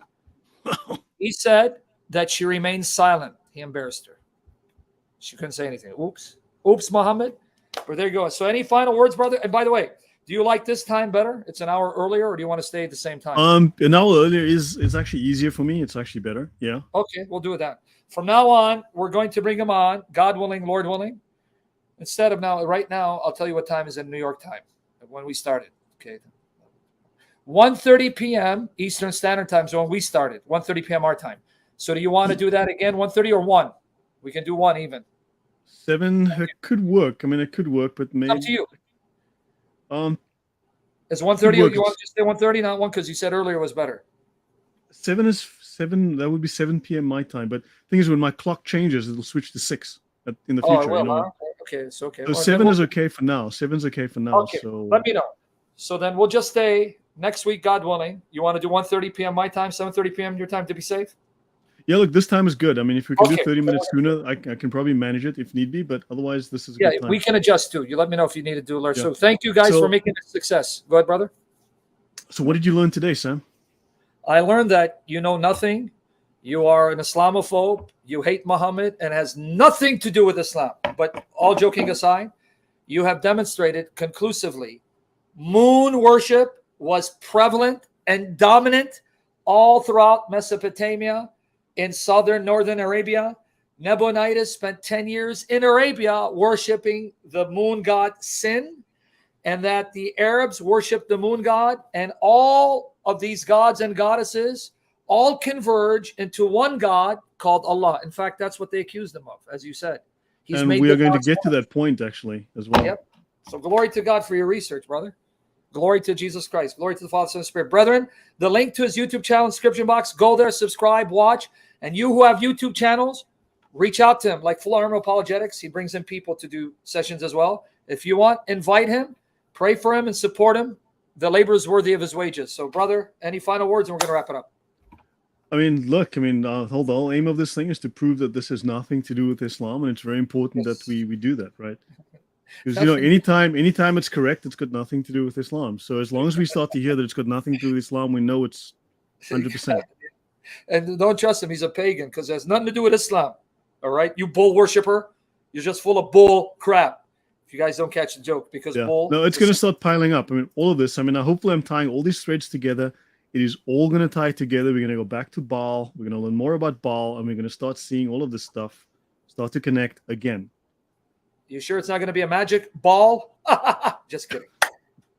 Nothing to do with it. Right, brother? Yeah. It's a family-friendly channel, Sam. Brother, yeah. It's G-rated. Lord bless you guys. Pray for this man. If I didn't think his stuff was top-notch, he wouldn't be here, because I want top-notch research.